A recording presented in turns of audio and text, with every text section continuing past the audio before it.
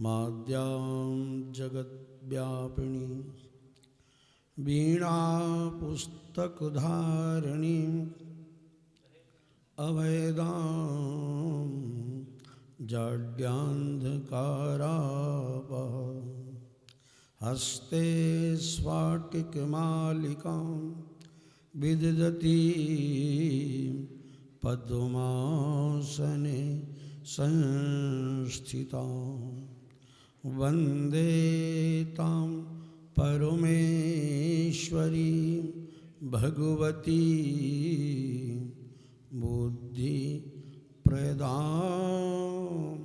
शारदा। गजाननं भूतगणादिसेवितं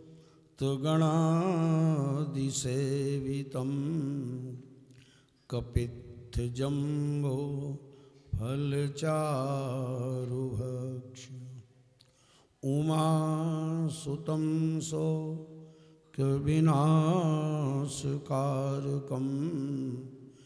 नमामि विघ्नेश्वरपादपङ्कजं मनोजवं मारुततुल्यवेगं जितेन्द्रियं बुद्धिमतां वरिष्ठं वातात्मजं नरयूतमुख्यं श्रीरामदूतं शरणं प्रपद्ये। लोकाभिरामं रणरङ्गधीरं राजीवनेत्रं रघुवंशनाथं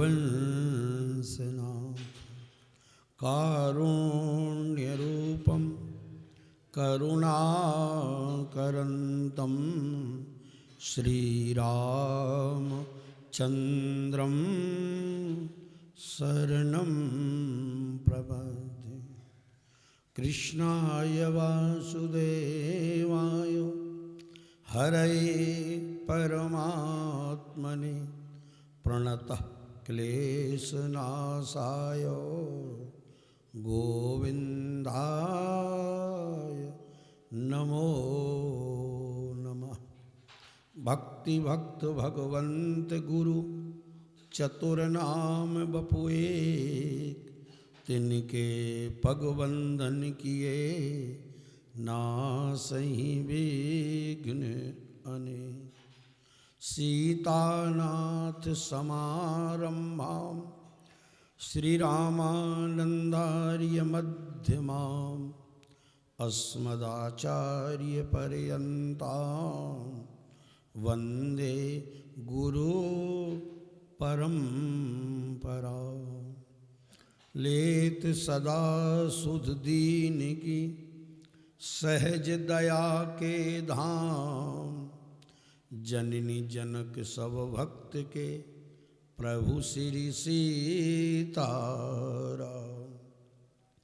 तुलसीदास जी के पद कमल बारंबार मनाए गुण गावों सिया राम के हनुमत हो सहाय।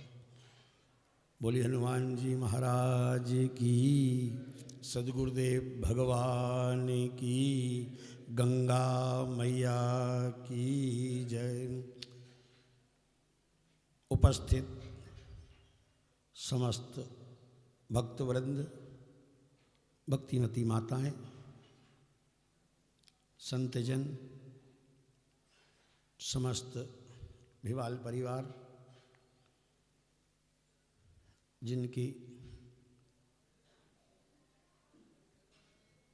द्वारा ये सब आयोजन का समायोजन किया गया है, सभी के अंतस्थ विराजित भगवान श्री सीताराम जी को नमन करते हुए आइए भरत चरित्र के अंतर्गत आज प्रथम दिवस की कथा का शुभारंभ करें। उससे पहले प्रभु का पावन नाम प्रेम पूर्वक सभी लोग हम लोग हिल मिलकर गायन करेंगे।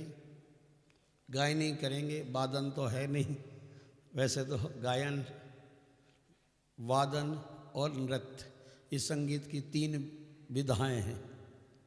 तो हम 2 इन विधाओं में से खाली गायन हम लोग करें। और गायन से पहले एक बात का ध्यान रखें कि हम लोगों की याददाश्त बहुत कमज़ोर है। इस बात को हम स्वीकार करें या न करें, कोई चीज़ है ना, वो स्वीकार करना न करना तो हमारे ऊपर है ना।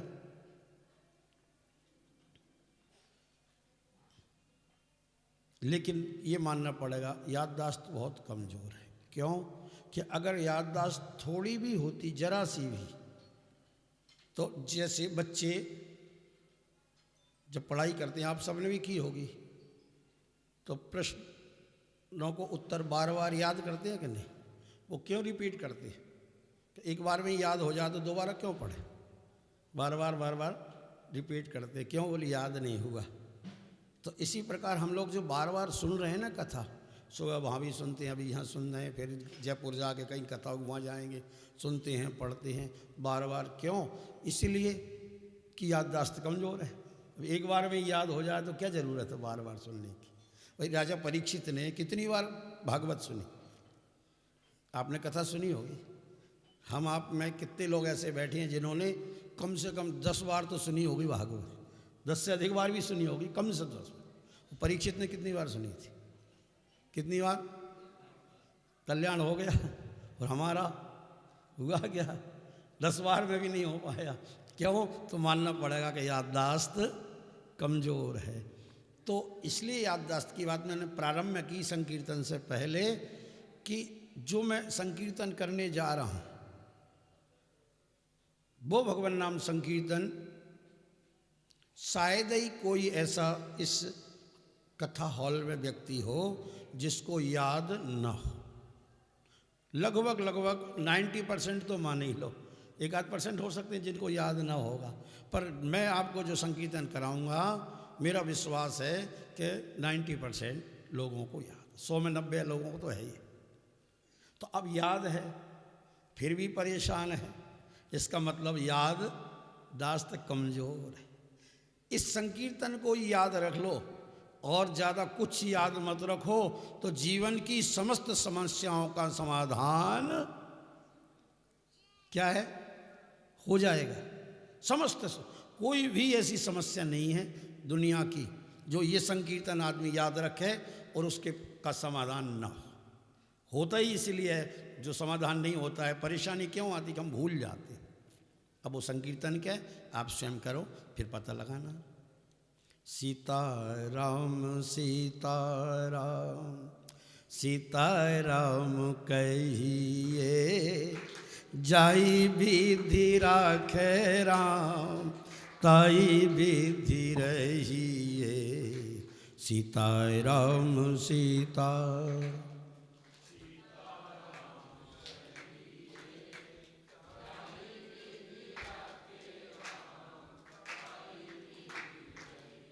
अब देखो, एक बार आप गाएंगे, एक बार हम, क्योंकि अब हमारा सहारा तो आप ही हैं, नहीं तो संगीत वाले रहते हैं तो एक बार वो सहारा दे देते हैं।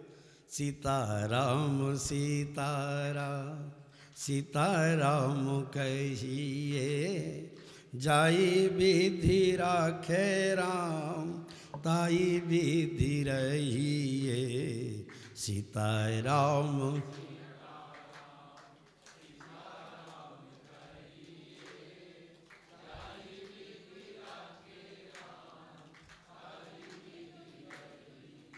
मुख में हो राम नाम, राम सेवा हाथ में। मुख में हो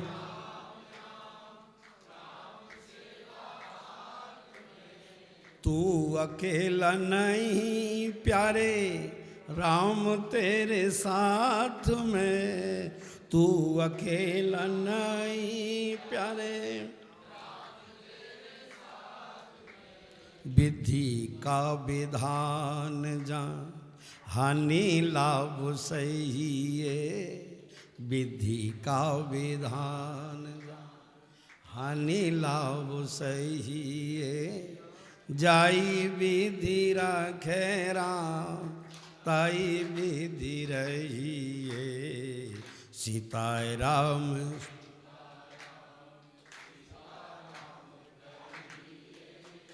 जाई विधि किया अभिमान तो फिर मान नहीं पाएगा किया अभिमान तो फिर होगा प्यारे वही जो श्री राम जी को भाएगा होगा प्यारे वही जो श्री फल आशा त्याग शुभ काम करते रहिए फल आशा त्याग शुभ काम करते रहिए जाई विधि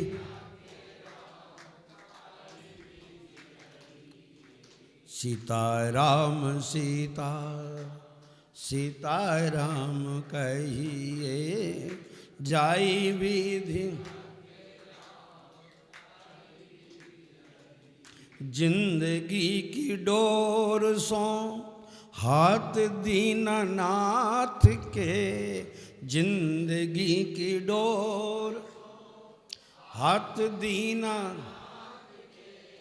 महलों में राखे चाहे झोपड़ी में वास दे महलों में राखे चाहे झोपड़ी में धन्यवाद निर्विवाद राम राम कहिए धन्यवाद निर्विवाद राम राम कहिए जाई विधि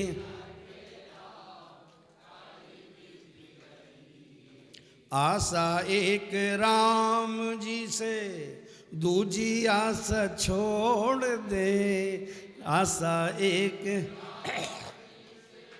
दूजी आशा नाता एक राम जी से दूजा नाता तोड़ दे नाता एक राम जी से दूजा नाता साधु संग राम रंग साधु संग राम रंग अंग अंग रंगिए साधु संग राम अंग अंग रंगिए काम रस त्याग प्यारे राम रस पगिए काम रस त्याग प्यारे राम रस पगिए सीताराम सीताराम सीताराम कहिए जाई विधि राखे राम वृंदावन बिहारी लाल की राजा रामचंद्र भगवान की जय गंगा मैया की देखो भाई और किसी की जय भले ही धीरे से बोलो पर गंगा मैया की जय जोर से बोलना। आप कहेंगे महाराज जी क्यों? बोले इसलिए कि अभी आप गंगा मैया के राज्य में ही रह रहे हैं और जाके राज्य में रहिए और वही की जैसी है ना जिसका हो उसकी प्रशंसा जरूर है। तो जोरदार बोलिए गंगा मैया की। गंगा मैया महाराज जल नहीं, ऐसी गलती मत कर देना इसको पानी समझने की, इसको जल समझने की भूल मत करना कभी भी। अगर जल समझने की भूल कर दी तो आप यहाँ तट पर आकर इससे कोई लाभ, जैसे कोई छोटा सा बच्चा 2000 के नोट को कागज समझने की भूल कर दे तो उससे लाभ ले पाएगा क्या? समझे कागज फाड़ कर दे। ऐसे ही आपने भी अगर इसको जल समझा तो आप इसका लाभ, तो ये क्या है महाराज? ये जो है जल नहीं है, पानी नहीं है, तो क्या है? साक्षात परमात्मा ही हम जीवों पर कृपा करके पिघल कर बह रहा है। परमात्मा ही भगवत स्वरूप है। इस कलयुग में भगवान के स्वरूप देखना हो तो दो स्वरूप आप साक्षात देख सकते, एक घनीभूत रूप, एक द्रवीभूत रूप। घनीभूत रूप देखना हो तो गिरिराज गोवर्धन के पास चले जाए, साक्षात भगवान घनीभूत रूप में आज भी विराजमान है, दर्शन कीजिए। और द्रवीभूत रूप देखना है तो सामने गंगा मैया बह रही, साक्षात परमात्मा ही पिघल कर बह रहे हैं हम जीवों पर कृपा करने के लिए। ब्रह्ममय बारी निहारी, राम जी तो इतने प्रसन्न हुए, ये तो परमात्मा ही है बोले साक्षात देखकर, जो राम जी को भी आनंद देने वाली। राम बिलोकई गंग तरंगा, राम जी जब पार किए ना गंगा जी तो वहां आया है राम बिलोकई गंग तरंगा, कहे कहे अनेक कथा प्रसंगा। तो ऐसी माँ गंगा की गोदी में बैठ करके हम लोग ये भरत जी का थोड़ा सा मति अनुसार चरित्र का गायन करेंगे। वरना भरत जी का चरित्र महाराज शेष, शारदा, गणेश आदि के लिए भी दुर्गम है। हम लोग तो उसमें प्रवेश कर रहे हैं तो सिर्फ अपनी बुद्धि का ही परिचय देंगे, उसका पार नहीं पा सकते। क्यों नहीं पा सकते हैं? तो भरत चरित्र करने तुलसी जो सादर सुनई, सिय राम पद प्रेम अवस होय भव रस बिरती। इसी दोहे के आधार पर हम लोग सोटे पर चर्चा करेंगे भरत चरित्र की। तुलसीदास जी बहुत सुंदर फलश्रुति लिखते हैं। ये भरत चरित्र की फलश्रुति है कि भरत चरित्र पढ़ने सुनने का क्या फल है। तो कहते हैं भरत चरित्र कर नेम तुलसी जे सादर सुने। गोस्वामी जी कहते हैं जो आदर पूर्वक भरत चरित्र को श्रवण करेंगे, कहेंगे, सुनेंगे, उनको क्या मिलेगा? बोले सीय राम पद, प्रभु के चरणों में प्रेम मिलेगा। मिलेगा? बोले हाँ। कैसे मिलेगा? अवश्य। अवश्य मतलब गारंटी है। जैसे कई कंपनी गारंटी कार्ड देती है ना, ये प्रोडक्ट ऐसा है, बिल्कुल क्या गारंटी लिख के दे देती है, ये कार्ड लगा। तो जो अवश्य शब्द है ये भगवान के प्रेम का गारंटी कार्ड है। और इसको तुलसीदास जी ने दीपक देहली न्याय से रखा। दीप देहली न्याय क्या होता है? जैसे किसी के पास एक ही दीपक है, घर में अंधेरा है, तो अगर वो घर में रखेगा तो बरामदे में अंधेरा हो जाएगा, और बरामदे में ले जाएगा तो कमरे में अंधेरा हो जाएगा। क्या करे? दोनों तरफ उजाला करना है तो बोले देहली में रख दे। देहली तो आप सब जानते हैं, अब आजकल तो ख़त्म हो रही हैं, पुराने ज़माने में तो बनाई जाती थी देहलियाँ। तो देहली में दीपक रखने से क्या होगा? दोनों तरफ। तो ऐसे ही अवश्य शब्द आप देखना, दीप देहली ने आज से रखा गोस्वामी जी ने। हाँ, ये इनको थोड़ा सा बारिक साहब बाद में ही करेंगे, खड़ा इधर से बोल दूँ।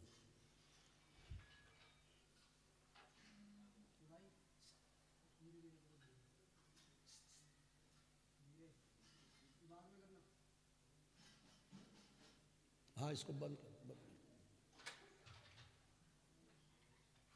बोलिए राजा रामचंद्र भगवान की जय। श्री राम जय राम, जय जय राम। श्री राम राम, श्री राम जय राम। बोलिए राजा रामचंद्र भगवान की। तो दीपक देहली न्याय मतलब अवश्य शब्द को रखा दीप दिहाली से। कैसे? तो सीय राम पद प्रेम अवश्य होए। और फिर क्या कहते हैं?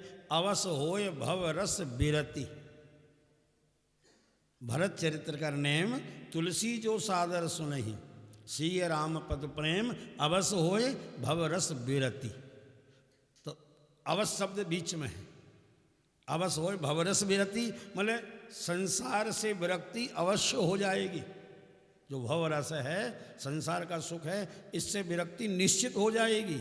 अथवा सिय राम पद प्रेम अवश्य हो, ये भी अवश्य वहाँ बीच में रख दिया तुलसीदास जी ने। तो ऐसा सुंदर भरत चरित्र हम लोग श्रवण करें। उससे पहले आपको बताऊं, मैंने आपको बताया था कि समस्या जिंदगी की संपूर्ण समस्याओं का समाधान एकमात्र ये नाम संकीर्तन है। और याद भी है, याद भी है, फिर भी समस्याएं आ रही, इसका मतलब याद नहीं है।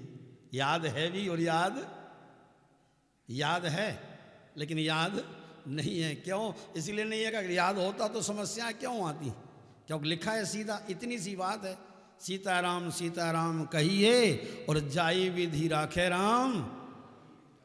अब अगर ये याद होता और मान लो कोई समस्या आती और हम कहें कि ये समस्या क्यों आई, ऐसा नहीं ऐसा होना चाहिए, समस्या तो इसी में है ना, इतमित्थम, ऐसा ही होना चाहिए, वैसा हो गया ठीक है, राम जी की इच्छा, वैसा हो गया ठीक है। अब कहाँ समस्या बताओ, है क्या कुछ?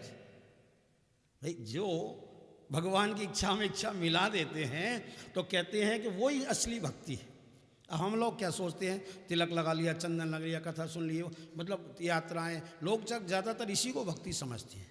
पर ये भी भक्ति है, ये नहीं कि नहीं, ये भी भक्ति है, लेकिन ये ही भक्ति, आप समझ ना, ऐसा भी नहीं कि ये नहीं है, ये भी है, पर ये ही नहीं है। तो फिर भक्ति क्या है? भक्ति है प्रभु चाह में चाह मिलाने को भगवान की भक्ति कहते हैं। भक्ति क्या है? जाई विधि राखे राम। अब आप कहीं भी रहें, कैसे ही रहें, आप नंबर 1 के भक्त हैं, 1 नंबर की श्रेणी में। क्यों? बोले प्रभु चाह में चाह मिलाने को भगवान की भक्ति कहते हैं, और जीते जी मर जाने को भगवान की भक्ति कहते हैं। अधरों पर मुस्कान रहे, आंखों से बरसते आंसू हों। मेहता जी तो कहते ही मुस्कुराते रहिए, जरा मुस्कुराइए, है ना। तो अधरों पर मुस्कान रहे, लेकिन नहीं, मुस्कान के साथ एक और काम हो, क्या? आंखों से बरसते आंसू। प्रभु चाह में चाह मिलाने को भगवान की भक्ति कहते हैं, जीते जी मर जाने को भगवान की भक्ति कहते हैं। अधरों पर मुस्कान रहे, आँखों से बरसते आंसू हों, एक संग में रोने गाने को भगवान की भक्ति कहते हैं। एक संग में रोने गाने को भगवान की भक्ति। अच्छा, मेहता जी कथा में बड़े जोर से तालियां बज रही थी। अच्छा, अब आई समझ में बात, क्यों बज रही थी? क्योंकि वो बजाने के लिए कह रहे थे, है ना। तो हम कहेंगे तो नहीं, अब आपको अच्छा लगे जैसा करिए। तो प्रभु चाह में चाह मिलाने को भगवान की भक्ति कहते हैं, जीते जी मर जाने को भगवान की भक्ति कहते हैं। अधरों पर मुस्कान रहे, आँखों से बरसते आंसू हों, एक संग में रोने गाने को भगवान की भक्ति कहते हैं। और अंतिम पद तो बहुत मार्मिक है, क्या? कि जीवन की अंधेरी रातों में, जीवन की अंधेरी रातों में, दुख द्वंद्व भरे तूफानों में विश्वास का दीप जलाने को भगवान की भक्ति कहते हैं। विश्वास का दीप, तुम्हारा ये भक्ति। अब इसमें और सब तो समझ में आ गया। एक सज्जन बोले हमसे एक जगह, कथा, महाराज जी ये जीते जी मर जाना नहीं आया समझ में। भाई चाय में चाय गई, भाई जैसा भगवान चाहे वैसा हो जाए, रोना गाना सब आ गया। बोले जीते जी मरना क्या है? जीते जी मरना है अपने अहम को मार देना। व्यक्ति सब कुछ कर लेता है, सब कर लेता है, लेकिन अहम को नहीं मार पाता है। और जब तक अहम को नहीं मार पाएगा, लक्ष्य की प्राप्ति नहीं होगी, नहीं होगी और नहीं होगी। कुछ भी कर ले, कितना ही कर ले, मूल चीज है अहम को माना। क्यों? मैं था तब हरि, बहुत प्रसिद्ध हुआ है, आप सबको याद होगा। हो ही नहीं सकते, हरि कहां से आएंगे जब मैं है तब तक। मैं था तब हरि नहीं, अब हरि है मैं। क्यों? बोले कंजस्टेड एरिया है, ता में दो न समा है, बहुत कंजस्टेड, दो नहीं, एक ही जा सकते, एक ही आ सकते, एक। तो अहम को मारना ही जीते जी मरना है। एक फकीर, एक संत घूम रहे थे, कह रहे थे कोई कब्र मिलेगी क्या, कब्र मिलेगी। फकीर थे ना, कब्र मिलेगी। एक आदमी बड़ा विचित्र था, वो बाहर आ गया, बोले कोई मुर्दा मिलेगा क्या, मुर्दा मिलेगा क्या। तो फकीर बोले मुर्दा तो ये रहा, तो चलो, बोले कब्र ये रही। घर ले गया उनको, घर ले जाके एक कोठरी में बता दी। फकीर ने कहा ठीक है। अब वो उनकी कुछ भोजन पानी की व्यवस्था कर दी चुपचाप, और ना उन्होंने पूछा तू कहाँ से आया क्या है, और ना वो उनसे कोई संवाद नहीं। बरसों तक ये सिलसिला चलता रहा। वो फकीर अपने साधना करता रहा। बरसों बाद क्या हुआ, उसके यहाँ हुई चोरी। अब देखो आसक्ति कैसे बढ़ती है। उस व्यक्ति के चोरी हो गई, तो ये तो अपने जग रहे थे कि वो रात को साधना करते थे, या निशा सर्वभूताना। तो इन्होंने देखा तो ये पीछे पीछे चल दिए उन चोरों की। उन्होंने ले जाके इस माल को कहीं रख दिया कि बाद में मामला ठंडा हो जाएगा ना, फिर ले जाएंगे, गाड़ दिया ज़मीन में। इन्होंने देखा सुबह हल्ला हुआ, चोरी हुई, चोरी हुई। फकीर निकले कोठरी से, अभी तक कोई संवाद नहीं हुआ था। चलो मैं बताऊं कहाँ है तुम्हारा माल। ले गए, खोदो, यहाँ मिल गया माल। सब लोग बड़े खुश हैं, लेकिन वो व्यक्ति उदास हो गया जिसके चोरी हुई थी, जिसने रखा था महात्मा को, वो उदास हो गया। महात्मा ने कहा इतना तेरा माल मिल गया और तू खुश नहीं है, परिवार वाले प्रसन्न है। बोले महाराज खुशी तो है पर उदासी इस कारण से। बोले क्यों। बोले आज मुर्दा जिंदा हो गया। दुख इस बात का है कि आज मुर्दा, तो जीते जी ये मरना है, अहम को मार। तो महाराज भरत जी महाराज का चरित्र अगर व्यक्ति सुन ले, पढ़ ले, तो अहम नहीं रह सकता। बस अहम को मारना ही भरत जी का चरित्र है। और भरत जी का चरित्र इसलिए अहम को मारना है कि भरत जी का अपना कोई व्यक्तित्व, कोई अहम है ही नहीं। आप पूरा चरित्र देखिए, उनका संपूर्ण जीवन राम जी के लिए ही है। हम राम जी के और राम जी। इसलिए एक बात आपने सुनी हुआ नहीं संतों से, वक्ताओं से, पर ये प्रमाणित बात है, संतों ने कहा है कि श्रीमद् भागवत में असंख्य गोपियां हैं। श्रीमद् भागवत की गोपियों की कोई गणना नहीं, और उनकी कैटेगरी अलग अलग बताई गई। ये स्वयं सिद्धा हैं, ये जो है नित्य सिद्धा है, ये श्रुतियाँ हैं, ये मिथिलापुर की स्त्रियाँ, कोई दंडकारण्य के महात्मा, ऐसे कई उन गोपियों की कैटेगरी बताई गई है। भागवत असंख्य है, लेकिन रामचरितमानस में संत कहते हैं एक गोपी रामचरितमानस में भी है। अच्छा, उनका नाम, बोले उनका नाम है भरत। तो अब कुछ लोग तो चौंक ही जाएंगे, क्योंकि जो गोपियों को स्त्री समझते हैं वो तो अर्थ भी नहीं समझ पाए कि भरत गोपी हो सकती है। गोपी एक भाव है, और वो भाव क्या है, अहम को मारना ही गोपी है। और गोपी को ही गोविंद मिलते हैं। वृंदावन बिहारी लाल की जय। तो भरत जी महाराज का ये चरित्र, मैंने आपको कहा कि पूरा जीवन की समस्याओं का समाधान एक संकीर्तन में है। किसमें, जाई विधि राखे राम। और वो व्यक्ति तभी रह सकता है, तभी इसको याद करेगा, जब अपने अहम को थोड़ा भी डाउन करे। जिसमें अहम होगा वो जाई विधि क्यों रहेगा, इस विधि रहेगा। मैं कहूँ ऐसा होना चाहिए। ये जो मैं करने वाले होते हैं ना, वो उतना ही परमात्मा से दूर होते हैं, निश्चित है। कि नियम है। अंग्रेजी में एक शब्द है ईगो, अहम के लिए आता है ना, ईगो। और देखो कितना सुंदर मिलता जुलता एक और शब्द है आईगो। भगवान कहते हैं तेरे अंदर आया ईगो और मैं, चले भैया तो किसी को रखो, बोले आईगो मैं नहीं रह सकता हूं। इसीलिए सज्जनों, ये नाम संकीर्तन हम लोग अगर याद कर लें तो दुनिया की सारी समस्याओं का समाधान हो जाए। समस्याएं आती हमारी बेवकूफ़ी की वजह से, लेकिन हमको लगता नहीं, हम क्या समझते हैं ये हमारा भाई है ना, बस यही समस्या की जड़ है।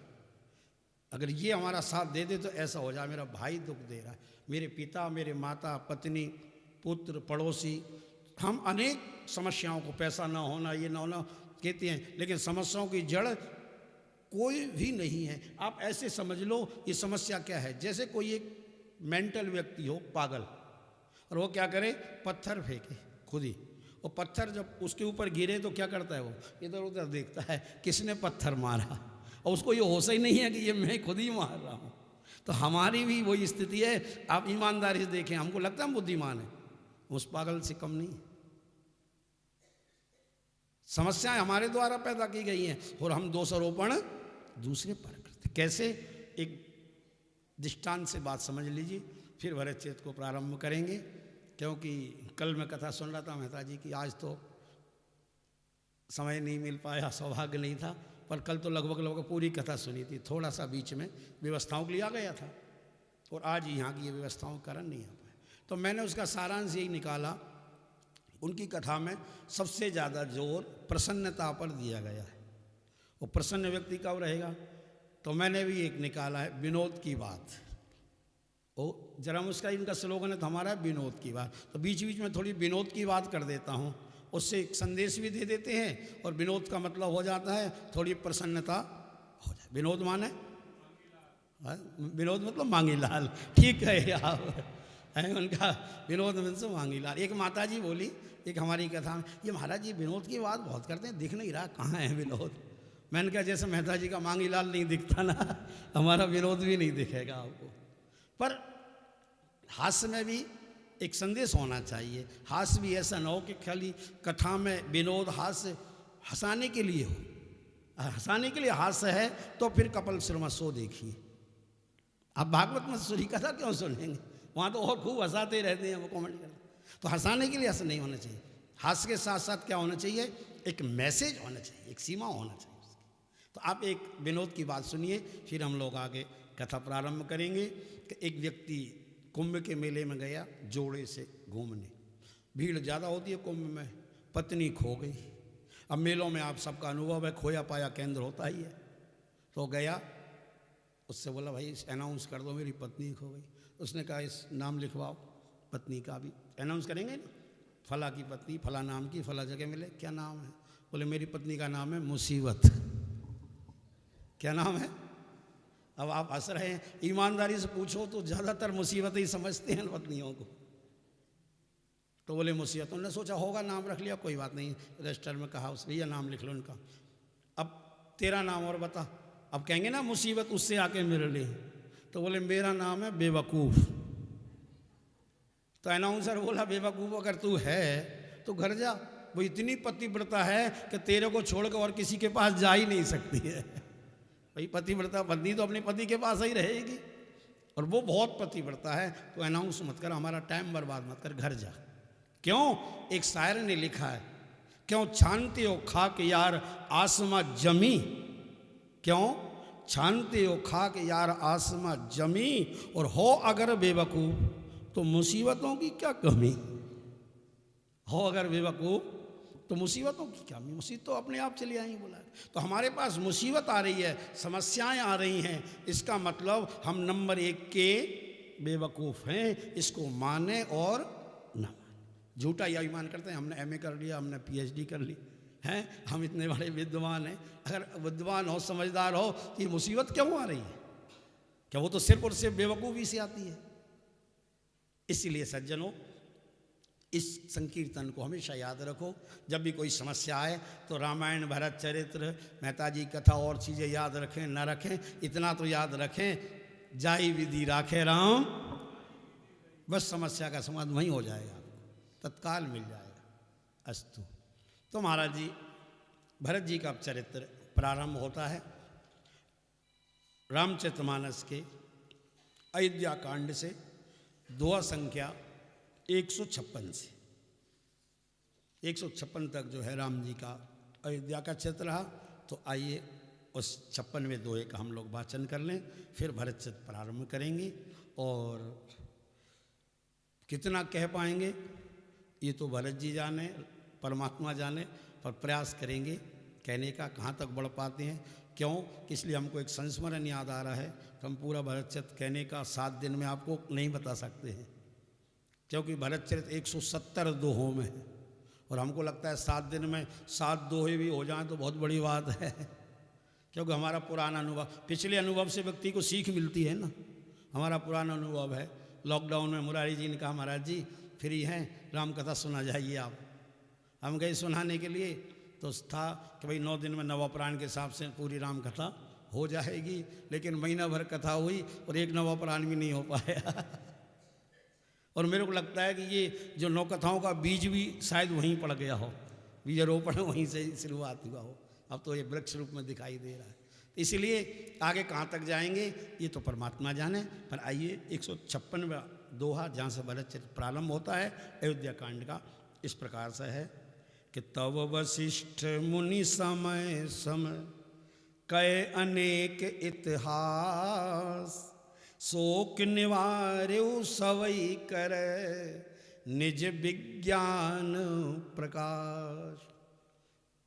महाराज राम जी वनवास जा चुके हैं, दशरथ जी का स्वर्गवास हो गया है, अब इस समय कोई नहीं है अयोध्या में, राम लक्ष्मण वन में है, भरत शत्रुघ्न ननिहाल में।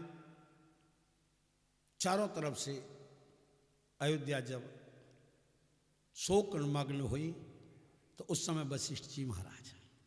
और देखिए वशिष्ठ जी मतलब गुरु जी, और गुरु का यही काम है, जब व्यक्ति शोक में हो, दुख में हो, तो अपने, अच्छा दुख क्यों होता है, तो यहाँ बहुत सुंदर बात कही है कि शोक निवार्यो, शोक का निवारण कर दिया वशिष्ठ जी ने।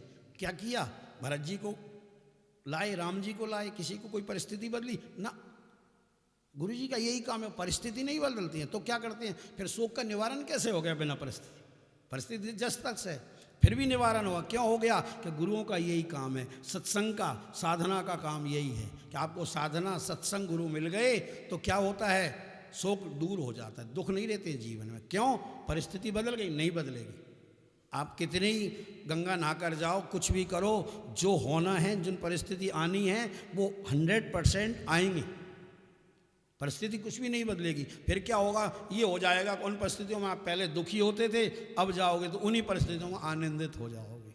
तो क्या बदल गया, परिस्थिति नहीं बदली, मनस्थिति क्या बदली, तो गुरु और सत्संग आपको मनस्थिति बदलती। और दुख कैसे होता है, परिस्थिति से कि मनस्थिति से, बोलो, मनस्थिति से होता है। तो परिस्थिति से होता तो एक ही परिस्थिति है, ध्यान देना, ये स्वामी जी की कही हुई कहानी है। और कई बार अब गीता भवन में बैठे हैं तो स्वामी जी को याद तो करेंगे, कई बार स्वामी जी ने ये कहानी सुनाई है कि एक किसान के 2 बेटियां थीं, दोनों का विवाह कर दिया। अब विवाह किया तो एक ही गांव में ब्याही थी, पर दोनों का कारोबार अलग था। एक के मटका बनाने का काम था, मिट्टी के घड़े, और एक के किसानी होती थी, घड़े बनते थे। उसके यहाँ गए पिता, चलो बेटियों के यहाँ चल के आते हैं, हालचाल पूछते हैं कैसी है। पिताजी ने देखा, बेटी क्या हाल है, पिताजी बहुत अच्छा, आनंद है, सब प्रकार से ठीक है, पर अभी अभी बहुत मटकों का ऑर्डर आया है और मटके तैयार हो गए, पर अभी कच्चे हैं, सूखने के लिए घाम में रखे हुए धूप में, अब पक जाएंगे तब बाजार में जाएंगे, जब तक नहीं पकेंगे। अब देखो बादल इतने छा रहे हैं, घुमड़ रहे हैं, तो ये बरसात हो गई तो इतनी जगह है नहीं कि अंदर इसमें रखा जाए, खुले में रखे सूखने के लिए, ये सारे मटके गल जाएंगे, बह जाएंगे, तो क्या होगा, परेशानी होगी। तो आप ऐसी प्रार्थना करो भगवान से कि 4 से 10 दिन बारिश हो ही नहीं। अब बारिश होना एक परिस्थिति है, तो उसको दुख हो रहा है तो सबको ही दुख होना चाहिए था, लेकिन दोनों सगी बहनें, ज़्यादा दूर की बात नहीं है, दूसरे के पास गए, बेटी क्या हाल है, पिताजी सब आनंद मंगल हैं, पर बादल बहुत हो रहे हैं और खेती को पानी की सख्त ज़रूरत है, फसल को, पर बरस नहीं रहे हैं। तो ऐसी प्रार्थना करो भगवान से कि अभी झमाझम आज ही पानी बरस जाए।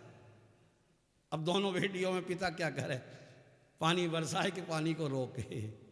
अब परिस्थिति एक बारिश, ये स्वामी जी की कही हुई कहानी है कि परिस्थिति एक, लेकिन मनस्थिति अलग होने के कारण दोनों को विपरीत फल मिल रहा है। इसलिए यहाँ वशिष्ठ में कितनी सुंदर बात मानस में कही कि शोक निवार्यो सवई करे, सबका दुख निवारण किया। क्या किया, परिस्थिति बदली, बोली ना, तो क्या बदल दिया, मनस्थिति बदल दी। कैसे बदली, निज विज्ञान प्रकाश। क्योंकि जब भी जो है दुख आता है वो अज्ञानता में ही आता है, अंधेरे में ही आता है। ये आप हमारा सबका अनुभव है। अच्छा आप लोग बताओ, डर जो लगता है वो अंधेरे में लगता है कि उजाले में ज्यादा, कब लगता है, अब बताओ, कुछ बदलता है क्या, वही मकान, वही पेड़, वही प्लॉट, वही बाउंड्री, वही शहर, कुछ बदलता है क्या अंधेरे में, कुछ नहीं बदलता। फिर ऐसा क्या कारण है कि हमको अंधेरे में डर लगता है और उजाले में नहीं लगता है। तो अंधेरा मीन्स अज्ञानता, उजाला मतलब ज्ञान। तो मतलब ज्ञान में समस्याएं नहीं हैं, जितनी समस्याएं वो कहाँ पर हैं, अज्ञानता में ही हैं। और ये जो सत्र चल रहा है ये काय के लिए है, ये ज्ञान के लिए ही है। और ज्ञान लेके ना गए, समस्याओं का समाधान ना हुआ तो फिर क्या मतलब इस सब का। इसीलिए शोक निवारे सबई करे निज विज्ञान प्रकाश। उसके बाद क्या हुआ, उसके बाद बोले धावऊ बेग भरत पह जाऊ नृप सुत कतहु कहस जनिका। दूत बुलाए बहुर असभागा, दो दूतों को सेवकों को बुलाई, धराओ। क्या बोले धावऊ, धावऊ मतलब दौड़ कर जाओ, दौड़ कर जाओ, बेग से जाओ। और कहाँ पर जाओ, भरत जी के पास जाओ। और रास्ते में या भरत के ननिहाल में नृप सुध कतहु कह, किसी से भूल से भी ये मत कह देना कि महाराज दशरथ जी का स्वर्गवास हो गया है। नृप सुध कतहु कह, तो महाराज जी फिर क्या कहें।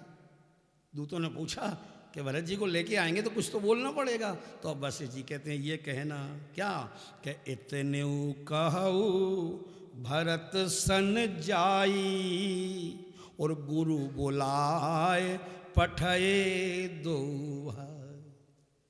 बस इतना सा कह देना कि आपको गुरुजी ने बुलाया है, अभी बुलाया, तत्काल बुलाया है। और मेरी बात सुनते ही भरत जी रुकेंगे नहीं। ठीक है, दूध महाराज चल दिए। इधर क्या हुआ, तो कहते हैं कि अनर्थ अवध आरंभ हो, जब से अवध में अनर्थ हुआ तो इधर भरत जी को असगुन होने लगे, मन चिंतित हो गया, मन व्यग्र हुआ। तो क्या हुआ, देखो हमारे शास्त्रों में बहुत सुंदर सुंदर समाधान है। जब आपका मन अशांत हो, परेशान हो, तो एक काम करो जो भरत जी कर रहे हैं, बड़ी शांति मिलेगी। क्या बोले, विप्रजिमाए देह बहुदाना शिव अभिषेक करें विधिना। अगर मन अशांत हो तो एक काम करो, क्या कि संत ब्राह्मणों का भंडारा कर दो, इनको जिमाओ, मन जरूर शांत होगा। दान करो, दान से मन शांत होता है।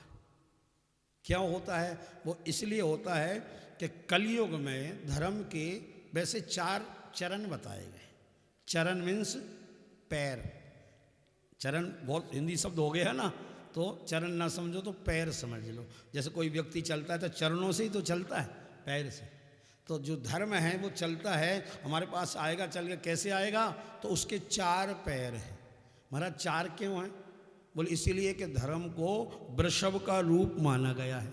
भागवत सुनी होगी आपने, कलयुग जो मार रहा था, किस किस को मार रहा था, सुनिए क्या, गाय को, और किसको, बैल को। तो गाय कौन है, गाय है धरती और बैल है धर्म। और कलयुग धर्म और धरती पर ही तो अत्याचार करता है। तो महाराज बैल को मारा। अच्छा, वो बैल कैसा था ये बताओ, सुना है क्या, बस एक ही पैर था, 3 पैर टूटे हुए उसके। तो ये 3 पैर क्या हैं, धर्म के 4 पद क्या हैं, सत्य, दया, दान और शौच। ये जो 4 चरण है। अब ये अगर चारों रहेंगे तो चारों राम के राज्य में लिखा हुआ है, चारों चरण धर्म जग माही। पूरे विश्व में जब राम राजा बने थे उस समय धर्म 4 चरणों से चलता था, 4 चरण सुरक्षित थे, लोग सत्यवादी थे। अब है क्या कलयुग में, सत्य रह गया क्या, सत्यम दानम कैसे है, सत्यम तपा नास्ति, भागवत में लिखा है। सत्य तो रही नहीं है कलयुग में, नाम मात्र का नहीं रह गया। थोड़ा बहुत था सो ये मोबाइल ने ख़त्म कर दिया। भैया कहाँ हो, बस आ गया, यहीं हूँ, 4 किलोमीटर पीछे होंगे, बताएंगे अभी अभी यहाँ आ गए।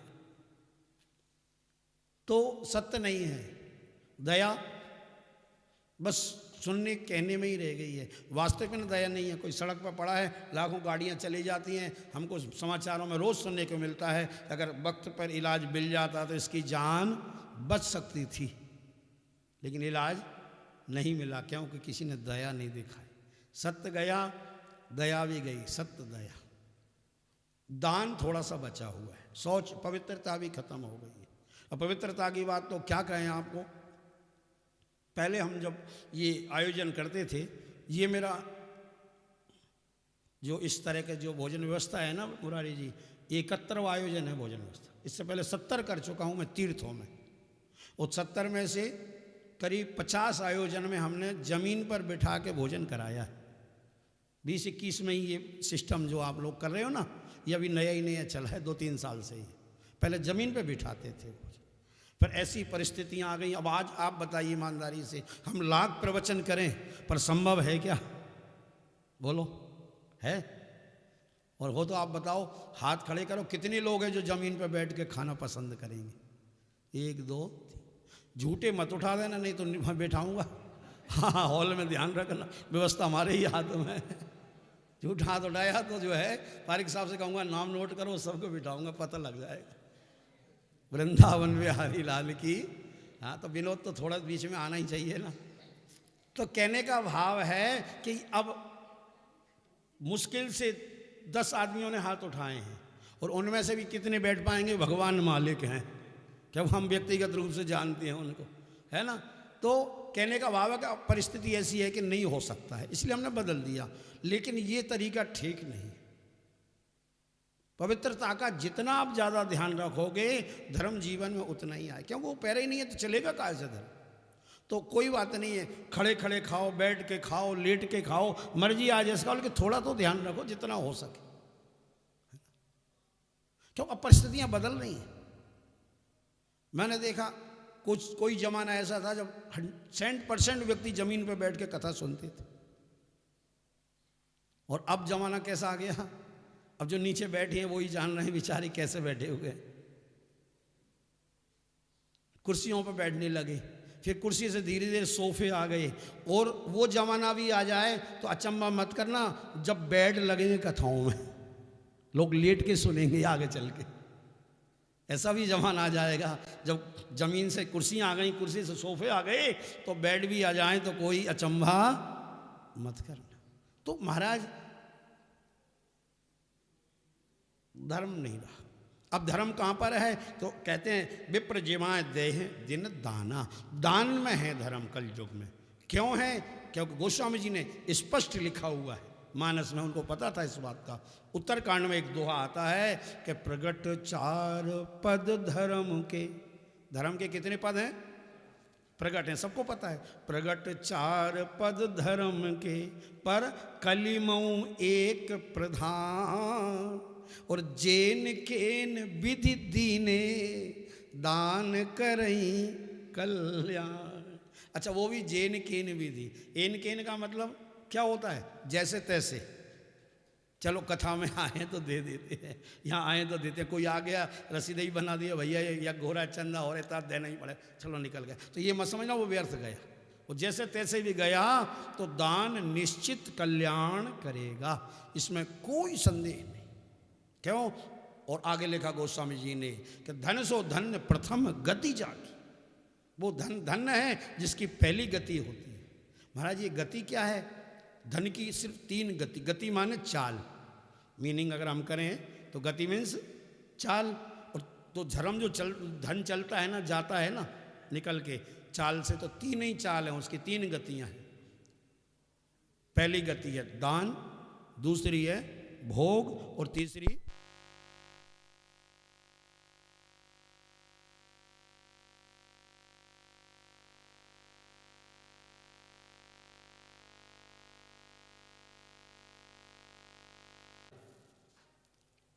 क्यों? जो देखने वाला है तो अंदर बैठा हुआ है, बाहर थोड़ी है। देखो कैमरे 2 प्रकार के होते हैं। कैमरे कितने प्रकार के? 2 प्रकार के होते हैं। तो हमारे भैया बोलेंगे हमारे पास तो एक ही प्रकार का है, फोटो लेने वाला है। नहीं नहीं, 2 प्रकार के कैमरे होते हैं। एक कैमरा वो होता है जो बाहर की फोटो लेता है, अंदर से उसको कोई मतलब, तुम्हारे अंदर क्या है कोई मतलब नहीं है। और एक कैमरा एक्सरे वाला होता है, उसको बाहर से कोई मतलब नहीं है, आपने कैसा मेकअप किया है, क्या कपड़े पहने हैं, आते हैं क्या एक्सरे में? नहीं आते हैं। उसमें क्या आता है? अंदर का ही आता है, बाहर से कुछ लेना देना नहीं है। तो जो परमात्मा का कैमरा है वो एक्सरे वाला है, ये वाला नहीं है, लाइव वाला। तो वो अंदर देखता है कि अंदर क्या हो रहा है। और यही गीता में गोविंद ने कहा है, यो न ऐस्यति न दोष्टि न सोचती न कांक्षति सुवासो परित्यागी भक्तिमान में सब न प्रिया न रहा। वो मेरा मनुष्य सबसे प्रिय है, वो भक्तिमान है। कौन? जो इन परिस्थितियों में, इन द्वंद्वों में क्या रहता है? सम रहता है, शांत रहता है। और यही तो हमारे मेहता जी भी कल बता रहे थे कि हमारे तो जो संस्थान उसका नाम ही शांतम है। हम तो सिखाते ही वही है। सुंदरकांड का श्री गणेश ही वहीं से हुआ है, शांतम शाश्वत। अब सुंदरकांड में लिखा शांतम, अनुष्ठान, उनके प्रतिष्ठान का नाम शांतम रखा। लेकिन जब सुदामा जी का चरित्र सुखदेव जी ने भागवत में किया, हम तो मानस के साथ साथ भागवत के भी वक्ता है, तो बीच में बात याद आ जाती है, तो आपको आश्चर्य लगेगा कि सुंदरकांड में लिखा है शांतम शाश्वतम, परमात्मा के लिए वर्णन आया, शांत रहते हैं। पर सुदामा जी के क्या लाया देखो आप, सुदामा जी का परिचय देते हुए क्या कहा, जरा आश्चर्य लगता है। क्या बोले? कृष्ण शासित सखा कश्चित, भगवान श्री कृष्ण के कोई सखा थे और कहते हैं प्रशांतात्मा जितेंद्रिया, उनके लिए शांत नहीं कहा गया, थे बड़े शांत रहते, नहीं क्या लिखा? प्रशांत। भगवान के लिए शांत और भक्त के लिए प्रशांत। तो महाराज दोनों में अंतर बता दीजिए। अब अंतर तो भैया जो व्याकरण पढ़े हैं वो ही लगाएंगे, और व्याकरण तो हमारे जो है मुरारी के पिताजी बहुत अच्छी तरह से पढ़े हैं कि हमारा 1 महीना डिस्कशन होता था ना उनके साथ। तो शांत और प्रशांत में क्या अंतर है? प्रा उपसर्ग लगा हुआ है, और जिस शब्द के आगे उपसर्ग लग जाता है ना, उस शब्द का महत्व बढ़ जाता है। जैसे आचार्य और प्रा उपसर्ग लगा दिया तो क्या बन गए? तो अब प्रचार्य बड़ा है क्या आचार्य? प्रचार्य हो गए ना। जैसे नाश और विनाश, नाश माने छोटा नुकसान, विनाश माने बड़े पैमाने। वो बात अलग है कि कोई व्याकरण न पढ़ा हो। तो एक विनोद की बात है, एक व्यक्ति अखबार पढ़ रहा था, तो उसमें लिखा था रामस्वरूप ने चोरी की, फलस्वरूप को पकड़ा गया। रामस्वरूप ने चोरी की तो फलस्वरूप पकड़ा गया। जो पढ़ रहा था वो व्याकरण तो जानता नहीं था। बगल वाले से कहता यार बड़ा जमाना खराब आ गया। बोले क्या? बोले बेचारे जो है राम फलस्वरूप ने क्या बिगाड़ा था? जब रामस्वरूप ने चोरी की तो उसी को पकड़ना चाहिए था, ये फलस्वरूप को क्यों पकड़ लिया इसने? तो वो विद्वान था, व्याकरण जानता था। उसने कहा फलस्वरूप का मतलब ये नहीं है। तो क्या है फलस्वरूप का मतलब? कि जब रामस्वरूप ने चोरी की तो उसके परिणाम स्वरूप रामस्वरूप पकड़ा गया। तो बोले लो, अब परिणाम स्वरूप को भी पकड़ लिया। ये पुलिस कर रही, असली मुर्जिम को क्यों नहीं पकड़ती? तो जब हम लोग व्याकरण नहीं जानते हैं तो ऐसा ही अर्थ का अनर्थ करके और फिर रामचरितमानस की प्रतियां जलाते हैं, धर्म ग्रंथों का अपमान करते हैं। और रामचरितमानस में तुलसीदास जी तो बहुत पहले लिख गए, विद्वान थे। बोले निज अज्ञान राम पर धरई, अज्ञान अपना और दूसरों पर दोषारोपण। इनने ये लिख दिया, उन्होंने वो, यही होगा। क्योंकि पढ़ाई की नहीं, समझदारी है नहीं, सत्संग किया नहीं, गुरु बनाए नहीं। तो इसीलिए जो है अब यहाँ पर कहते हैं कि विप्र जमाए दें बहुत दाना। तो बात दान की उस समय चल रही थी। तो धन की 3 गतियाँ होती है, दान, भोग और नाश। दान पहली गति है, तो गोस्वामी जी कहते हैं धन सो धन्य प्रथम गति जाकी। जो पहली गति में जाता है वो धन्य है, जो दूसरी में जाता है वो मध्यम है, और तीसरी में तो अधम। दूसरी गति है भोग, अपने ऊपर खर्चा कर लो, अच्छा पहनो, अच्छा ओढ़ो, अच्छे रहो। और कई लोग न दान करते हैं, न पहनते ओढ़ते हैं, कंजूसी कर करके रख लेते हैं। उनके यहाँ क्या होता है? उनके यहाँ ये होता है, तीसरी गति होती है नाश। और संत इसी को कहते हैं अपनी भाषा में कदावाचक कि जिसने दान कर दिया वो जाएगा संग, खा लिया वो लगेगा अंग, और न दान किया न खाया उसमें लग जाएगी जंग। वृंदावन बिहारी लाल की। तो भरत जी महाराज दान करते हैं, ब्राह्मणों को जिमाते हैं और अभिषेक करते हैं। ये अभिषेक का तो हमने खुद अनुभव किया। आपका कैसा ही कष्ट हो, अगर अभिषेक किया जाए तो भोले बाबा में बहुत शक्ति है। भावियों मिट सकें त्रिपुरारी, भगवान होनहार को भी मिटा सकते। अच्छा, तो फिर अयोध्या की भावी क्यों नहीं मिटाई? भाई शिवाभिषेक किए जा रहे हैं ना, अयोध्या में भावी आई भरत जी की, उस भावी को, सोनार को क्यों नहीं मिटाया? बोले बाबा बोले इसलिए नहीं मिटाया कि भावी दो तरह की होती है। हम एक तरह की भावी तो मिटा सकते हैं, कौन सी? जो विधाता जन्य भावी है, जो विधाता ने, ब्रह्मा ने जो लिख दिया भाल में, और हम में वो शक्ति है कि हम ब्रह्मा के लेख को मिटा देंगे। पर दूसरी एक और भावी है, बोले वो कौन सी है? बोले हरि इच्छा भावी बलवाना। एक राम जी की इच्छा से जो होता है उसको हम नहीं मिटा सकते, और अगर हम मिटाते तो हम अपनी सती को ही रोक लेते। उनको क्यों नहीं रोक पाए? ये वहीं चौपाई आई, इसलिए हरि इच्छा, वो भगवान राम जी की इच्छा थी। तो हरि इच्छा जन्य जो भावी होती है, बोले बाबा बोले हम नहीं मिटा पाए। और ये जो राम जी के बन जाने में कारण कौन है? कोई कहते हैं मंथरा है, कोई सरस्वती, कोई देवता, और कोई किसी को अनेक अनेक दोष देते हैं। अलग अलग मत हैं। आप में से बता दीजिए कोई एक दो व्यक्ति, आपका क्या मत है? राम जी के बन जाने में क्या कारण रहा? आपका क्या मत है बताइए? कोई बता सकता है? कमेंट कर सकता है क्या? नहीं, हमने तो अभी तक यही सुना है कि भाई वरदान दे दिए। कोई कहता है वरदान नहीं होते तो राम जी बन नहीं जाते, जब वरदान ही नहीं होते क्या? कि दशरथ जी कहने नहीं मानती होता, अनेक अनेक उसमें। लेकिन इसमें मूल कारण राम जी ही खुद ही है। मैंने कहा ना कि व्यक्ति खुद रहता है। अब जो जानता है कि समस्या का जनक मैं ही हूं, मेरे कारण ही ये समस्या आई है, वो तो प्रसन्न रहता है। और जो दूसरों पर दोषारोपण करता है वो क्या हो जाता है? दुखी हो जाता है। इसीलिए राम जी बन जाने में दुखी नहीं हुए, उनको पता है। तो क्या हुआ? तो मन मुस्काए भानुकुल भानु, मुस्कुराते हुए राम जी गए, हंसते हुए गए। क्यों गए? उनको पता है इस बात का। तो राम जी कैसे दुखी हैं? वो दोषी हैं? तो बोले ऐसे हैं कि देखो, एक दृष्टांत से बात समझो। एक व्यक्ति जा रहा था, रास्ते में आम का बगीचा पड़ा, बड़े सुस्वादु फल लगे थे आम के, पके हुए थे। इधर उधर देखा, कोई रखवाला नहीं देखा, तो गया फल को तोड़ लिया। अब देखना, जब आम दिखाई दिया तो हमारे शरीर का जो अंग है, देखने की दृष्टि किस अंग में है? आंख में है ना। तो फल को सबसे पहले देखा किसने? आंख ने। अब आंख फल देख तो सकती है, लेकिन चल के नहीं जा सकती पेड़ तक। दूर से दिखाई देता है फल लगा हुआ है, तो आंख का काम है देखना, दिख गया मीठा फल है। अब चल के कौन गया? पैर गए ना। अब पैरों के साथ भी समस्या है, जैसे आंख के साथ। आंख देख सकती है, चल नहीं सकती है। पैर चल सकते हैं, लेकिन तोड़ नहीं सकते ना। तो तोड़ा किसने? हाथों ने। आंख ने देखा, पैर चल के गए, हाथों ने तोड़ लिया। लेकिन समस्या हाथों के साथ भी है। वो क्या है? वो ये है कि हाथ तोड़ तो सकते हैं पर चख नहीं सकते, खट्टा है कि। तो चखने का काम किसका है? जिह्वा का। आंख ने देखा, पैर चल के गए, हाथों ने तोड़ा, जीभ ने चखा। लेकिन समस्या जीभ के साथ भी है। जिह्वा क्या करती है? चख सो सकती है कि खट्टा है, मीठा, अच्छा है, चखने का काम है उसका। पर उसके साथ समस्या क्या? कि वो चख सकती है लेकिन रख नहीं सकती, स्टोरेज नहीं है उसके पास। तो वो व्यवस्था कहाँ पर है? पेट के पास। तो अब आंख ने देखा, पैर चल के गए, हाथों ने तोड़ा, जीभ ने चखा और पेट ने रखा।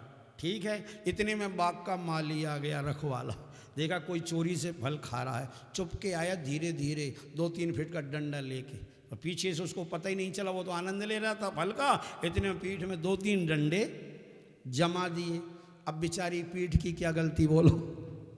अगर आपने दृष्टांत सुना तो डंडे किस में पड़े? पीठ का कोई रोल था क्या इसमें? आम में लेना न देना, और पीठ बेचारी पिट गई। इसी को कहते हैं लोग वाग जो कर्म के सिद्धांत को नहीं जानते, वो क्या कहते हैं? और करे अपराध कोई और पाओ फल भोग। कोई करता है और कोई भरता है ना, ऐसा नहीं है। जो करता है वो ही भरता है। कैसे? थोड़ा और आगे चलो। आंख ने देखा, पैर गए, हाथों ने तोड़ा, जीभ ने चखा, पेट ने रखा, और पिटी पीठ। तो जब व्यक्ति पिटता है तो रोता भी है, तो आंसू कहाँ से आए? अच्छा, आंखों से आंसू क्यों आ रहे हैं? तो सबसे पहले गलती किसने की थी?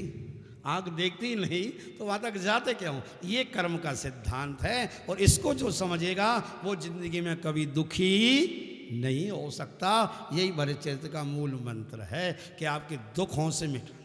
दुखदाय है दूषण दम्भ मिस अपहरत को। छंद आया एक कि अगर भरत जी का चरित्र नहीं होता तो हमारे दुख दारिद्र को कौन हरता। इसलिए सज्जनों, भरत चरित्र अगर आप ध्यान से सुन लें, पढ़ लें, तो जीवन में कभी कोई समस्या रही नहीं, सब समस्याओं का समाधान। तो अब महाराज इससे राम जी के वन में क्या संबंध है? इस दृष्टांत से, इस दृष्टांत से ये संबंध है कि जैसे आंख ने अपराध किया था, दंड आपको मिला, तो ऐसे ही अब देखिए आप, मंथरा को किसने प्रेरित किया? एक सरस्वती किसने प्रेरित किया? देवताओं ने। सरस्वती का तुम जाओ, है ना। और सरस्वती को प्रेरित किया देवताओं ने, और सरस्वती ने किया मंथरा को, मंथरा ने कैकेयी को, कैकेयी ने दशरथ जी को, और वन गमन किसका हुआ? राम जी का। तो अब सरस्वती से ये क्रम चला, देवताओं से चला, तो देवताओं की और सरस्वती की बुद्धि, भाई मंथरा की बुद्धि सरस्वती ने फेर दी, कैकेयी की बुद्धि मंथरा ने फेर दी भड़का करके, उनने दशरथ जी की फेर दी क्योंकि उन्हें बंधे थे वचनों से। पर मूल में राम सरस्वती की बुद्धि कोई फेर सकता है क्या? तो सरस्वती की बुद्धि किसने घुमाई? राम जी। क्यों घुमाई?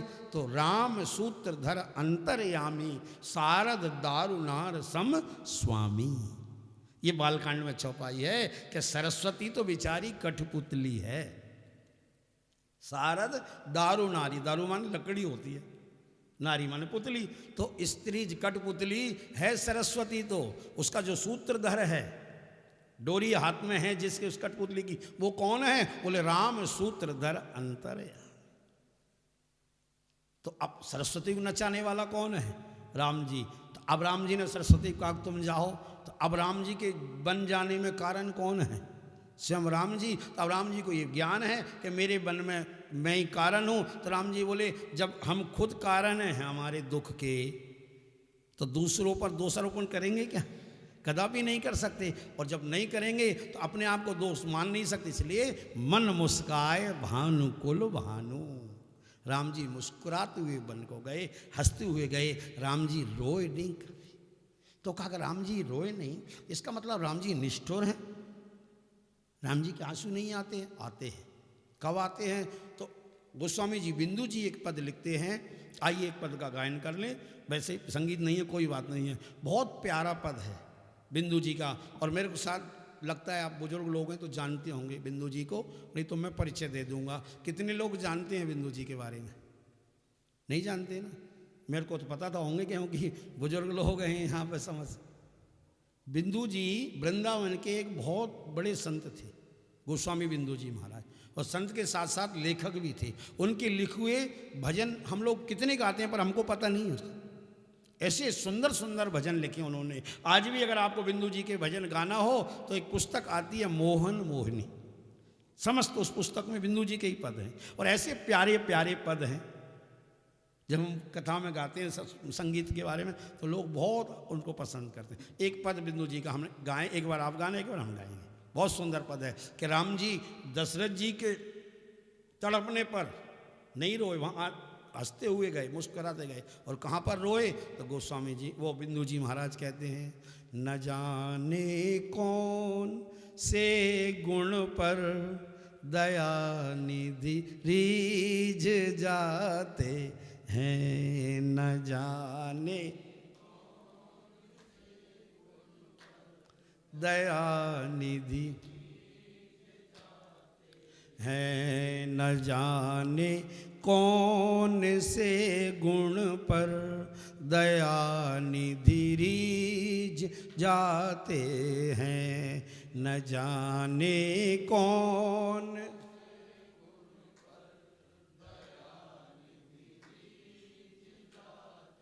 हैं, यही हरि भक्त कहते हैं, यही हरि भक्त, यही सब ग्रंथ गाते हैं, यही सब ग्रंथ, न रोए बन गवन में भी पिता की वेदनाओं पर, न रो बन गवन में भी पिता की। आप सबने मानस पढ़ा है, सुना है, राम जी बन गए, दशरथ जी तड़पते रहे, पर उस तड़पन को देख के, दुख देख के राम जी रोए क्या? नहीं रोए, मुस्कुराते हुए गए ना बन को। क्या राम जी को रोना नहीं आता है? गोस्वामी जी रोए। कहाँ रोए? बोले न जाने, अब कहाँ रोए भगवान जाने, तो कहाँ रोए? बोले न रोए बन गवन में भी पिता की वेदनाओं पर, न रोए बन गवन में भी पिता की। उठा कर गीद को प्रभु गोद में आंसू बहाते हैं, उठा कर गीद प्रभु गोद में आंसू। गोस्वामी जी ने दोनों अवतारों की वर्णन की है। हमारे सनातन संस्कृति में पूर्ण अवतार अगर हुए हैं तो दो ही हुए, और तो अंश अवतार हैं, कला अवतार हैं। पूर्ण अवतार कौन कौन है? राम और कृष्ण। तो राम जी का अंतरा देखा आपने कि दशरथ जी के यहाँ नहीं रोए, लेकिन गीधराज जटायु को उठा करके आंसू आ रहे, जल भर नैन कहीं रघुराई।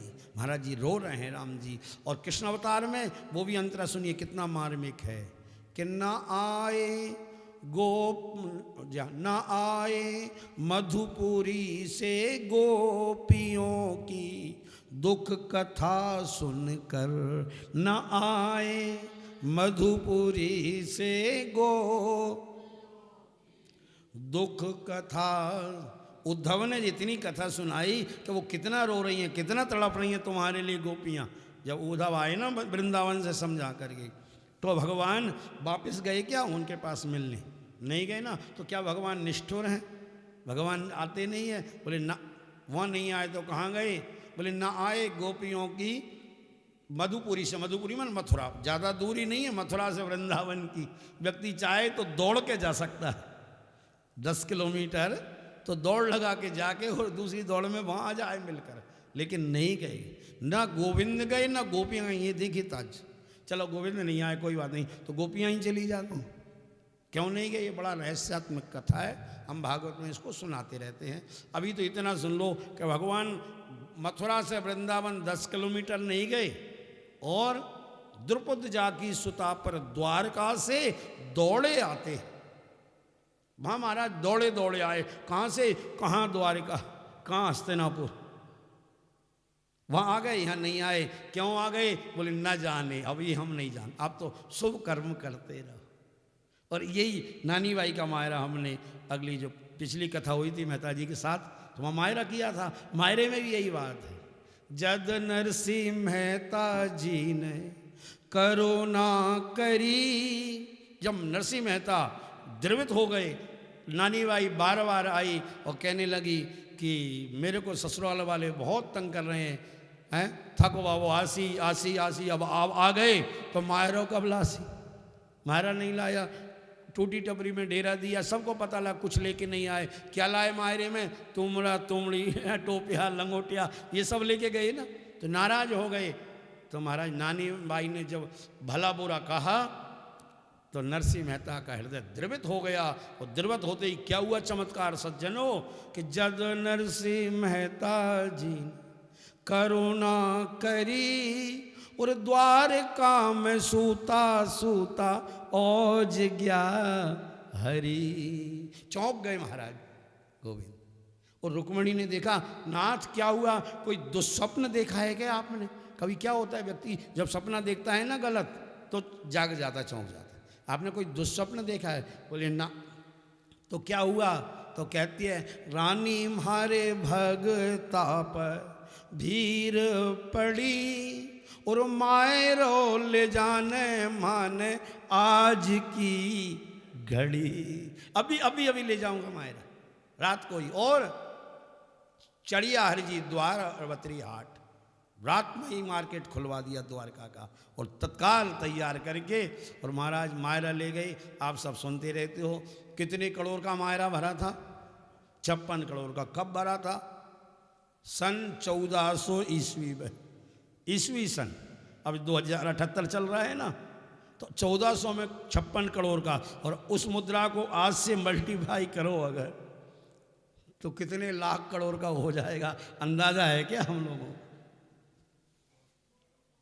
कैलकुलेटर ही जाम हो जाएगा। वृंदावन बिहारी लाल की अस्तु। तो कहने का भाव है कि भगवान द्रवित होते हैं, पर कब? जब भक्त का भरत जैसा हृदय बनता है। ये भरत चरित्र का जो है भाव है सज्जनों, कि जब हम भरत जी जैसा भाव, गोपियों जैसा भाव बनाएंगे तो भगवान द्रवित हुए बिना रह नहीं सकते। और एक बात मैं आपसे निवेदन करूं कि जो द्रवीभूत पदार्थ है ना, कोई भी हो, आज भी देखो लाओ, द्रवीभूत पदार्थ की एक विशेषता होती है। इसलिए महाराज भक्ति में द्रवणी की बात और कहीं नहीं आई, देखना। बिन विश्वास भक्ति नहीं, उते ही बिन द्रवही न राम। ज्ञान के संबंध में कहीं द्रवणी की बात नहीं है। और द्रवणी का मतलब क्या होता है? द्रवित का मीनिंग करें हम लोग तो द्रवित मीन्स पिघला हुआ, बहता हुआ, इतना पिघल जाए कि बहने लगे, उसको कहते हैं द्रवित। तो राम जी भक्ति से क्या होते हैं? द्रवित हो जाते हैं। और द्रवित पदार्थ की एक विशेषता होती है। आज भी देखो कोई भी पदार्थ हो, क्या विशेषता? उसको मर्जी आए जिस सांचे में डाल दो, है ना भाई। ठोस पदार्थ को नहीं डाल सकते हो, ठोकते पीटते रहो, मर जाओगे। 1 इंच मोड़ नहीं सकते हो। लोहा चांद कोई भी है, अब एक लोहा है, आप कितना हथौड़े मारो 1 इंच नहीं मुड़ेगा। उसी लोहे को आप पिघला दो, फिर क्या होगा? मर्जी आए जिस सांचे में, अरे मुड़ेगा नहीं, उसी में ढल जाएगा जो आप चाहो। देवता, पशु, पक्षी, दानव, मानव, जो सांचा डालोगे वही तैयार हो जाएगा। तो जो अवतार लीला है ना हमारे यहाँ, वो भक्तों के द्वारा भगवान को पिघला करके ढालने की ही लीला है, अवतार लीला। भगवान अवतरण इसीलिए करते हैं, उसके लिए नहीं, राक्षसों के लिए नहीं। तो सो केवल भक्तन हित लागी, सिर्फ और सिर्फ भक्तों के लिए ही भगवान आते हैं। तो हमको जो है इस भक्ति का सूत्र कौन देगा? कोई आचार्य ही देंगे, क्योंकि बिना आचार्य के, मैंने कहा, परंपरा के मूल ज्ञान नहीं हो सकता। इसीलिए हमारे यहाँ जो ये गुरु पर आने की परंपरा है, दीक्षा की परंपरा है ना, इसीलिए थी। अब वो परंपरा तो इसके लिए थी कि इसको ज्ञान हो, ब्रह्म का ज्ञान हो, मुक्ति मिले। और आजकल उसको ऐसा गुरु का भाव हो गया कि वो ब्रह्म को मिलाना, पिघलाना, ये सब दूर रहा। अब तो उसका मार्केटिंग होने लगा, उसको भी उन्होंने भुनाना चालू कर दिया। लोग बहुत विकृत रूप हो गया इस परंपरा का। इसलिए स्वामी जी इसके खिलाफ हो गए थे। नहीं तो गुरु के खिलाफ कौन होगा? वो स्वयं कहते थे। स्वामी जी गुरु क्यों थे? उन्होंने ये देखा ना ये स्वरूप, इससे अच्छा तो कृष्णम वंदे, भैया यही बढ़िया है हमारे भोले बाबा। ये तुम त्रिभुवन गुरु वेद वखाना, आन जीव पावर क्या जाना। अच्छा गुरु तो गुरु, चेले भी कम नहीं है सज्जनों। एक विनोद की बात याद आ गई चेले से, कि महाराज एक गुरु चेला जा रहे थे, तो उन्होंने कहा गुरुजी ने कि बेटा थोड़ा पानी ले आओ। अब देखो गुरु चेले की क्या स्थिति हो गई। पानी लाओ तो बोला चेला, गुरुजी आप एक बात बताओ, मेरे से ज़्यादा चल गए क्या पैदल? भाई गंतव्य जहाँ से हम चले हैं, दोनों साथ चले हैं, तो जितना आप थके उतना मैं भी थका हूँ, और मेरे से कह रहे हो पानी लाओ। गुरुजी सीधे सच्चे थे, बोले हम बात तो सही है। गुरुजी पानी लाए, पानी पिया, आगे चल दिए। रात्रि हुई तो कहा बेटा थोड़ा आटा सीधा मांग लाओ बस्ती से, भोजन बनाएंगे। बोले गुरुजी देखो मैं नया नया चेला हूँ, आप बहुत पहले से लोगों से मांग रहे हो, तो मांगने की जो प्रैक्टिस है ना, तरीका आपको ज़्यादा आता है, कैसे मांगा जाता। लो मैं जाऊँगा कोई नहीं देगा, भूखा और सोना पड़ेगा। बोले हाँ बेटा ये बात भी सही है। गुरुजी गए, आटा सीधा मांग के लाए, भोजन बनाया, ठाकुर जी को भोग लगाया। बोले चेला राम भोजन करोगे क्या? बोले गुरुजी इच्छा तो नहीं है, लेकिन एक बात है, मैंने आपसे कहा, आपने कि पानी ले आओ, तो मैं पानी लेने गया क्या? बोले ना गया। अच्छा फिर आपने कहा आटा लेने जाओ, मैं गया? बोले नहीं गया। अच्छा, अब आप कह रहे हो भोजन करो, तो गुरुओं की आज्ञा का ज़्यादा उल्लंघन नहीं करना चाहिए। ऐसा थोड़ी है कि हर बात ही नहीं मानो, कोई बात मान भी लेना चाहिए। तो भोजन वाली बात में तो महाराज गोस्वामी जी ने इसी पर कटाक्ष किया है, गुरु परंपरा पर बहुत जबरदस्त कटाक्ष किया रामचरितमानस में। क्या लिखा? तो कहते हैं, गुरु शिष्य अंध बधिर कर लेखा, और एक न सुनई एक नहीं देखा। कलयुग की ये परंपरा आ जाएगी, एक देख नहीं रहा और एक सुन कौन नहीं रहा? चेला, कि गुरु जी क्या उपदेश कर रहे हैं उसको कोई मतलब नहीं है, अपने मतलब से ही मतलब है, उपदेश से कोई मतलब नहीं, सिर्फ अपने मतलब से मतलब है चेले को, वो सुन नहीं रहा। एक ना सुनी और एक नहीं देखा, गुरु जी भी नहीं देख रहे हैं। क्या गुरु जी को देखने का मतलब? गुरु जी को भी अपने मतलब से ही मतलब है। चेला क्या कर रहा है, कैसे कमा रहा है, कहाँ से ला रहा है, क्या दे रहा है, कोई मतलब नहीं है, बस अपना मतलब हो जाए। दोनों ही अपने मतलब में ही मस्त हैं। तो इस प्रकार से कहने का भाव है सज्जनों कि भरत जी का जो चरित्र है वो अथाह है। भरत जी दान करते हैं, शिव अभिषेक करते हैं, शांति के अनेक उपाय करते हैं। इसी में क्या होता है कि यही विधि सोचत भरत मन, तो धावन पहुँचे आए, और गुरु अनुशासन श्रवण सुन, चले गणेश मना। गणेश जी की वंदना की और चले। अब महाराज गणेश जी की वंदना करके भरत जी गुरु जी का आदेश मान के चल दिए और चले समीर बेग है। यहाँ के समीर मतलब हवा के बेग से रथ दौड़ाते हुए अवध की ओर भरत जी जा रहे हैं। और जब हवा के वेग से जब रथ चलेगा तो क्या हुआ, तो एक निमेष बरस समझाई। क्षण क्षण भरत जी को बहुत मुश्किल हो रहा है। कारण क्या, इतना अचानक गुरु जी ने क्यों बुलाया। और जैसे ही अवध जी में प्रवेश किया तो खर से आर बोलई प्रतिकूला। अब अनेक प्रकार के असुर भरत जी को सुन सुन होए भरत मन सूला। भरत जी के मन में तकलीफ है, कुछ ना कुछ तो गड़बड़ है। चलो ठीक है, जो भी है चलते हैं। तो पुरजन मिलई न कहीं कछु। महाराज नगरवासी भरत को मिलते हैं पर कोई कुछ कहता, गवई जोहारे उनको प्रणाम करते हैं और सर नीचा कर लेते हैं। भरत कुशल पूछ न सकें। अब भरत जी भी मन में कह रहे हैं किसी से ये पूछूं भैया, सब कुशल से तो है, तो पूछ नहीं रहे हैं कि पता नहीं कौन सी अमंगल खबर मेरे को सुनने को मिले, इस डर से पूछ ही नहीं रहे हैं भरत जी। और आवत सुन सुत कैकेयी नंदिनी। अब सब तो दुखी हैं, पर महारानी कैकेयी ने सुना मेरा बेटा आ गया है। तो क्या हुआ, हर्षी रविकुल जलुर चंदनी। महाराज कैकेयी बड़ी प्रसन्न थी। क्यों, उसको तो मन मांगी मुराद मिल गई। वही तो चाहती थी मेरा बेटा राजा बने और राम जी बनवास। तो राम जी बनवास गए, आधा काम तो हो गया, अब आधा भी बाकी है। अब भरत जी आ गए तो क्या किया, तो कहते हैं कि सुतई ससोच देख मन मारे। अब भरत जी ने देखा ये माहौल ठीक नहीं है तो आदमी को दुख तो होगा ही ना। अब उनको दुख हुआ तो कैकेयी पूछने लगी, क्या क्या पूछत नैयर कुशल हमारे। तो इतना दुखी हो रहा है, क्या मेरे नैयर पियर में कुछ अमंगल हो गया क्या। भरत जी बोले वहाँ तो अमंगल नहीं है। सकल कुशल का भरत सुनाई, बोले वहाँ तो सब कुशल हैं लेकिन यहाँ पर मेरे को कुशल नहीं दिख रहा है। तो पूछी निज कुल कुशल भलाई। अब कहती है हम यहाँ की बताओ, यहाँ क्या हुआ है। सुन सुत बचन सनेम है कपट नीर भर नैन।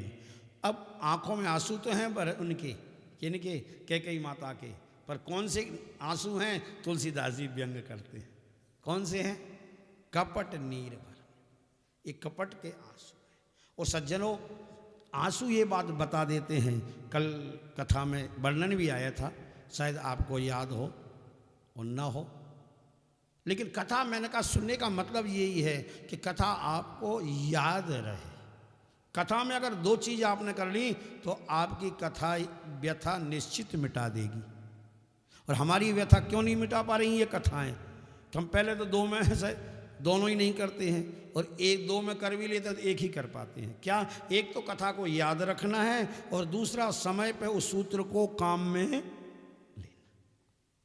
ये कथा में जो सूत्र आते हैं वो सूत्रों को, जैसे आपने फार्मूले होते हैं, सूत्र होते हैं, पढ़ाई में साइंस में भी रहते हैं, गणित में होते हैं ना फार्मूले, सूत्र बताया, तो उन सूत्रों को याद करना पड़ता है ना पहले, और याद कर लिया तो नहीं, और फिर वहाँ देखो सवाल जब फंस गया तो सूत्र को लगा, गुरुजी ने बताया था इस सूत्र से ये सवाल हल हो जाएगा, तो उसको वहाँ पर काम में भी लेना है और याद भी करना है, तब ही हमारी व्यथा मिटेगी। और हम दो में से दो ही नहीं करते। पहली बात याद नहीं रखते हैं, याद करते हैं तो उनको वो काम नहीं लेते हैं। अब दो बात कल आंसुओं के संबंध में मेहता जी ने बताई थी, कोई बता सकता है क्या आप में से? नहीं, संकोच मत करो, वहाँ पर भले ही बोलने की परमिशन ना हो, भाई भाई है मामला, यहाँ तो परमिशन है, खड़े होकर बोल सकते हो आप कोई भी। बताइए, याद है क्या? नहीं है। क्यों नहीं है याद? इसीलिए नहीं है कि शरीर बैठा था और मनीराम भ्रमण पे गए हुए थे, और जिसको याद रहता है वो शरीर नहीं है, वो हमारे मनीराम ही है। देखो, कोई व्यक्ति आपका परिचित है और आपके आंखों से आगे से आप हम लोग बैठे हैं ना, यहाँ से कोई निकल के जाए, आपसे पूछे कौन गया, आप लोग बता पाओगे कि नहीं? बोलो, नाम बता दोगे ना, फटाक से बता दोगे? कभी कभी नहीं भी बता पाते हो। आप खुली हैं, नहीं बता पाते हो। क्यों नहीं बताते? महाराज जी वो मैं कुछ सोच रहा था, मेरे याद देखा नहीं मैंने। आँख खुली है, सो नहीं रहे थे, खुली आँख से नहीं देख पाया। उत्तर क्या मिलता? मैं कुछ सोच रहा था। तो इसका मतलब क्या हुआ? आँख से दिखाई, अगर आँख से दिखता तो आँख तो खुली थी ना, सोचते रहो, क्या है फर्क, क्या पड़ता है? इसका मतलब हमको आँख से नहीं दिखता है, तो दिखता किससे है? आँख के अंदर जब मन आता है तब आँख में देखने की शक्ति आती है। अगर मन आँख से निकल के चला जाए, आँख आपकी खुली रहेगी, आपको पता नहीं चलेगा कि कौन निकल। कान में अगर मन नहीं है तो हमने क्या बोला, मेहता जी ने क्या बोला, आपको पता नहीं चलेगा। कब चलेगा पता? जब कान के अंदर मनीराम बैठे होंगे। तो मनीराम तो भ्रमण कर रहे हैं, दुकान में, मकान में, फैक्ट्री में, विषय वासनाओं में, और उससे अलावा फालतू की बातों में, भूत और भविष्य में। तो मन है ही नहीं, तो कैसे पता चले? इसका मतलब कान से सुनाई नहीं देता है। सुनाई किससे देता है? मन से। मन जब कान में आता है, ठीक है ना। अच्छा, जिह्वा से रस मिलता है क्या? आपके यहाँ मिलता है हमारा। अगर रस जिह्वा से मिलता होता तो ये माता बहनों का रोज का अनुभव है।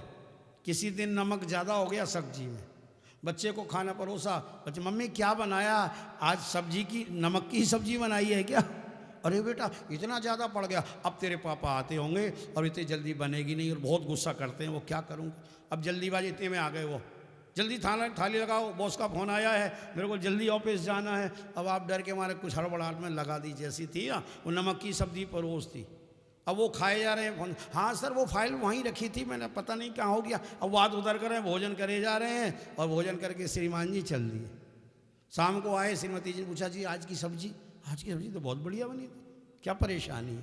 आपको कुछ अजीब नहीं लगा? बिल्कुल नहीं लगा। बच्चा तो बता रहा था सब्जी में बहुत नमक ज़्यादा हो गया था, मैंने ही बाद में टेस्ट किया, पर आपने कोई अरे वो मेरा बॉस का फोन आ गया था तो मेरा मन वहाँ चला गया। इसका मतलब जिह्वा में स्वाद नहीं है, मन जीव में आता है तभी आपको स्वाद। और महात्माओं को क्यों स्वाद पे कंट्रोल कर लेते हैं? क्या उनका जीभ पे कंट्रोल नहीं है? उनका मन पर कंट्रोल है।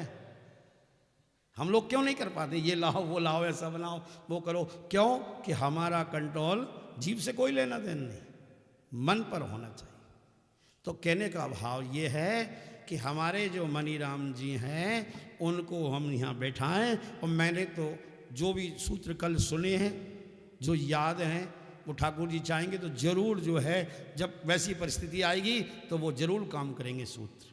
और एक ही दिन की कथा बहुत है, इसी के लिए गोस्वामी जी ने कहा, एक घड़ी आदि घड़ी और आदि में पुनि आद, तुलसी चर्चा राम की हरे कोटि अपराध। तो इसीलिए तुलसीदास जी ने कहा है कि पूर्ण मनोयोग से अगर आदि घड़ी, आदि से आदि भी सुन ली जाए तो काम बन जाएगा। और मन नहीं है तो तन लगाने से कोई ज़्यादा फायदा नहीं होगा, बल्कि नुकसान और होगा। क्यों कि तन लगाते जहाँ मन है और वहीं तन भी होता, तन मन दोनों जब लग जाते हैं वो काम जरूर परफेक्ट होता है। आपका काम बिगड़ा है तो उसमें समझ लेना कि दोनों में से एक वहाँ पर ना है।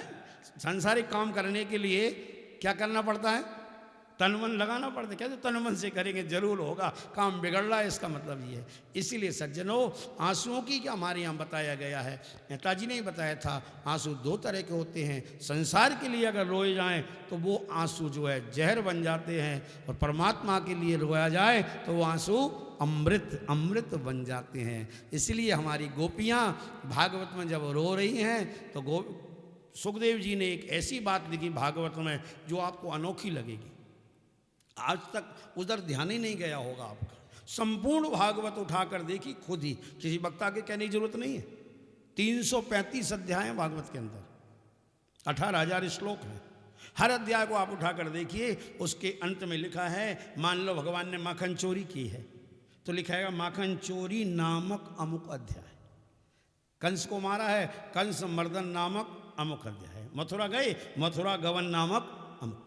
मतलब जो लीला की अध्याय के समापन में उस लीला का नाम है। जैसे गीता में है ना, विषाद योग नामक, सांख्य योग, आत्मयोग, जो भी है मतलब उसमें दिया गया है। ऐसे ही भागवत है, पूरी भागवत में, लेकिन 334 अध्यायों में ही है ये क्रम। 35 में से 34 में क्रम है, एक में व्यतिक्रम हो गया है भागवत में भी। वो किस अध्याय में हुआ है? 10वें स्कंद के 29वें अध्याय में गोपी गीत। कैसे हो गया? अब देखो पूरा अध्याय, आप देखो 19 श्लोकों का है और हर श्लोक में आया है कि गोपियां रो रही हैं, झरझर आंसू बह रहे हैं। तो अब इसमें कृत्य क्या हुआ अध्याय में? जो कृत्य हुआ उसी का नाम लिया गया। तो इस अध्याय में क्या कृत्य हुआ? गोपियां रोई हैं। इसका नाम उस सिद्धांत के अनुसार, जो 334 अध्याय जिस सिद्धांत पर लिखे गए हैं, उस सिद्धांत के अनुसार इस अध्याय का नाम होता गोपी रुदन नामक अमुक अध्याय। होना चाहिए ना? क्या वो रो रही है तो रुदन होता, पर उसका नाम क्या है? अरे इतना तो याद है ना आपको, गोपी। अब बताओ, रो रही हैं और नाम क्या है? रुदन है। वो रुदन कर रही हैं लेकिन गीत नाम दरिया। क्यों? वो इसलिए कि गोपियां रो तो रही हैं, पर किसके लिए रो रही हैं ये मायने है। आप जी रहे हो ये मायने नहीं है, आप जी कैसे रहे हो ये मायने रखता है। आप कर्म कर रहे हो ये माने क्या कर रहे हो? दुनिया कर रही है, पशु पक्षी भी कर रहे हैं कर्म, पर आप कर्म कैसे कर रहे हो, किसके लिए कर रहे हो, ये मायने रखती हैं बात। इसीलिए गोपी रो रही हैं ये नहीं है, पर गोपी किसके लिए रो रही हैं तो कहते हैं कि रू रुदु सुस्वरम राजन। और एक और बात देखी गजब की, एक तो रो रही हैं और कैसे रो रही हैं, बोले रू रुदु सुस्वरम राजन। सुखदेव जी कहते हैं परीक्षित, हे राजन, गोपियाँ रो रही हैं लेकिन सस्वर रो रही हैं।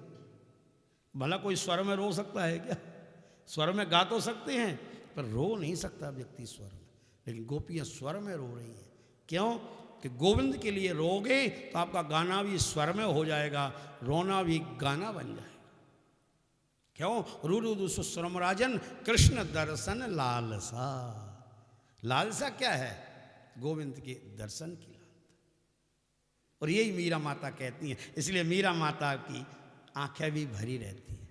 ये दो नैना कहा नहीं माने, नदिया बहे जैसे सावन की, एरी सखी कहियो कोई हरी आवन आवन कह गया, कर गया कौल अनेक, गणता गणता घस गई मारी आंगर यारी रेख। तो महाराज ये जो भरत चरित्र है ये गोपी चरित्र है। और गोपियां जब रो रही हैं तो कहते हैं मीरा माता भी रोती थी।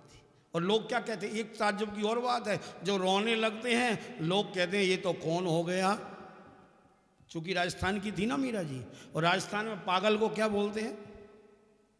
बावड़ा, है ना? ये तो बावड़ा हो गया, बावड़ा आदमी है। तो मीरा ने खुद स्वीकार किया है, लोग कहें मीरा भई रे, उनके पदों में आया है। ये तो बावड़ी हो गई, पागल हो गई, क्योंकि कहते ही हैं पागल। अच्छा, लोग पागल कहते हैं, आपको हमको कोई पागल कह दे तो अच्छा लगेगा का बुरा? बताओ।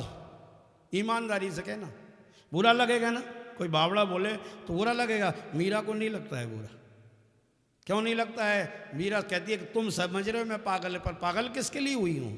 एक शायर ने लिखा, इन्हीं बिगड़े दिमागों में, आपको लगता है दिमाग बिगड़ गया, पागल हो गया, लेकिन इन्हीं बिगड़े दिमागों में भरे अमृत के लच्छे हैं। हमें पागल ही रहने दो, क्योंकि हम पागल ही अच्छे हैं, हम पागल ही अच्छे हैं। वो फिर वो कोई फर्क नहीं पड़ता आप कौन क्या बोलता है। इसलिए कोई दिमाग से पागल हो जाए तो संत कहते हैं उसको पागल खाने जाना चाहिए। दिमाग से पागल हो जाए तो कहाँ जाना है? पागल खाने जाना चाहिए। और दिल से पागल हो जाए तो उसको सत्संग में आना चाहिए, गोविंद के गुण गाना चाहिए। तो दिमाग से पागल मत बनो, पर दिल से तो हमेशा पागल ही रहो, तभी गोविंद के गुण गा पाओगे। इसीलिए सज्जनों, रामचरितमानस अद्भुत अद्भुत ग्रंथ है। हमारे संत लोग आए तो मेरे को रामचरितमानस की 2 पंक्तियां याद आ गई। रामचरितमानस में 2 पंक्तियां बड़ी प्रसिद्ध हैं, जो मानस प्रेमी उनको याद होंगी। एक पंक्ति है क्या, पुण्य पुंज बिन मिलई न संता, और सत्संगति संस्कृति कर अंता। पुण्य पुंज बिन मिलई न संता। एक और चौपाई है क्या, अब मोए भा, आपको याद होगी, बोलो, अब मोए भा भरोसे हनु बिनु हरि कृपा। ग्रंथ एक और बात 2, और एक ग्रंथ में तो एक ही बात होना चाहिए। कोई एक व्यक्ति कहेगा तो एक ही बात बोलेगा ना, और दूसरा बोले तो भले अलग अलग बोल सकता है, पर एक व्यक्ति तो बात एक, तो एक ग्रंथ तो बात भी एक होना चाहिए। लेकिन ग्रंथ एक बात 2, बोले बिना हरि कृपा मिले नहीं, बिना हरि कृपा के संत नहीं मिलते। उसी ग्रंथ में लिखा ना, बिना पुण्यों के संत नहीं मिलते, जब पुण्य होंगे तब संत मिलेंगे। तो अब सत्य क्या है, पुण्य से संत मिलते हैं कि भगवान की कृपा से? अलग अलग बात हो गई। गोस्वामी जी बोले ना, बात तो एक ही है। फिर बोले थोड़ा फर्क है। फर्क ये है कि जब आपको संत मिले कैसे, पुण्य से, पुण्य पुंज मिले ही ना संता, तो पुण्यों से संत मिले हैं क्या? पापी को तो खैर मिलते ही नहीं है, ये तो पक्का है। संत अगर किसी को मिले हैं तो उसको ये तो मान लेना चाहिए कि भगवान की कृपा है या नहीं है, पुण्य तो है ही ना। तो अब पुण्य से मिले हैं कि भगवान की कृपा से मिले हैं संत, क्योंकि संत उसी को मिलते हैं सुत दारा और लक्ष्मी पापी के भी होए। ये सांसारिक वैभव तो पापी के भी हो जाता है। तस्करों के देखो, हमसे बड़ी बड़ी बिल्डिंगें, कोठी कार हैं, वो ज़्यादा ऐसे में रह रहे हैं, 2 नंबर के काम करने वाले, तो वो चीज़ तो उनके भी हो जाएगी, उसमें कोई ज़्यादा फर्क नहीं है। वो तो उससे मिलता है, किस्मत से, भाग से, प्रारब्ध से, कई बातों हैं उसमें अंदर। लेकिन सुतदारा और लक्ष्मी पापी के भी होए, पर संत मिलन और हरि कथा तुलसी दुर्लभ दो। ये जो हमको ये साज मिला है ना, ये बहुत दुर्लभ है।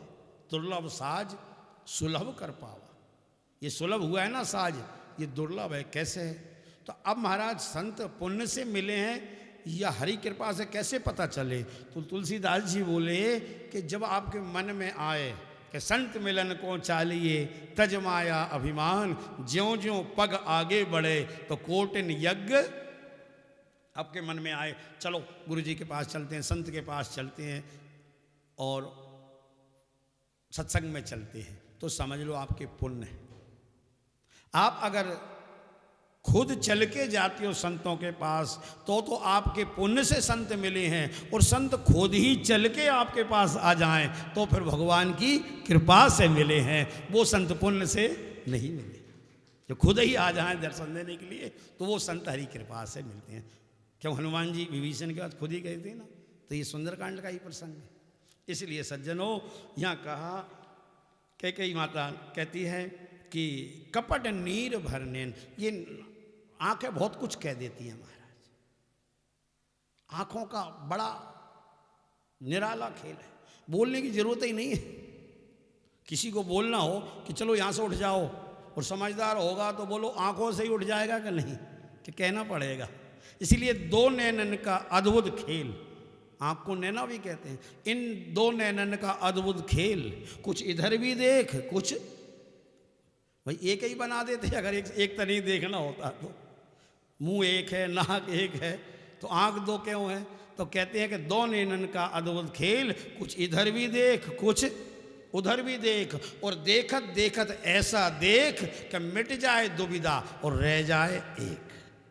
मिट जाए दुविधा, बस एकमात्र परमात्मा ही रह जाए, तब तो देखने का आनंद है सज्जनों। तो ये आंखें बहुत कुछ कह देती। और एक जगह और प्रसंग आया है पार्वती माता के प्रसंग में, और थोड़ा सा आपको बताता चलो कि जब माता पार्वती का जन्म हुआ तो नारद जी आए जन्मपत्री देखने, हस्तरेखा देखने। उन्होंने हाथ की रेखा देखी और कहा कि ये तुम्हारी कन्या बड़ी सुलक्षणी है, तुम्हारा बड़ा नाम करेगी, जगदम्बा है, भवानी है, ये है। बहुत हिमाचल मैना को इतनी तारीफ करी कि आनंद हो गए उनको। अब नारद जी अगर कुछ थोड़ा बहुत ना कहें तो नारद ही कहेंगे। नारद जी बोले ज़्यादा खुशी मत बनाओ, सुनो सुनो।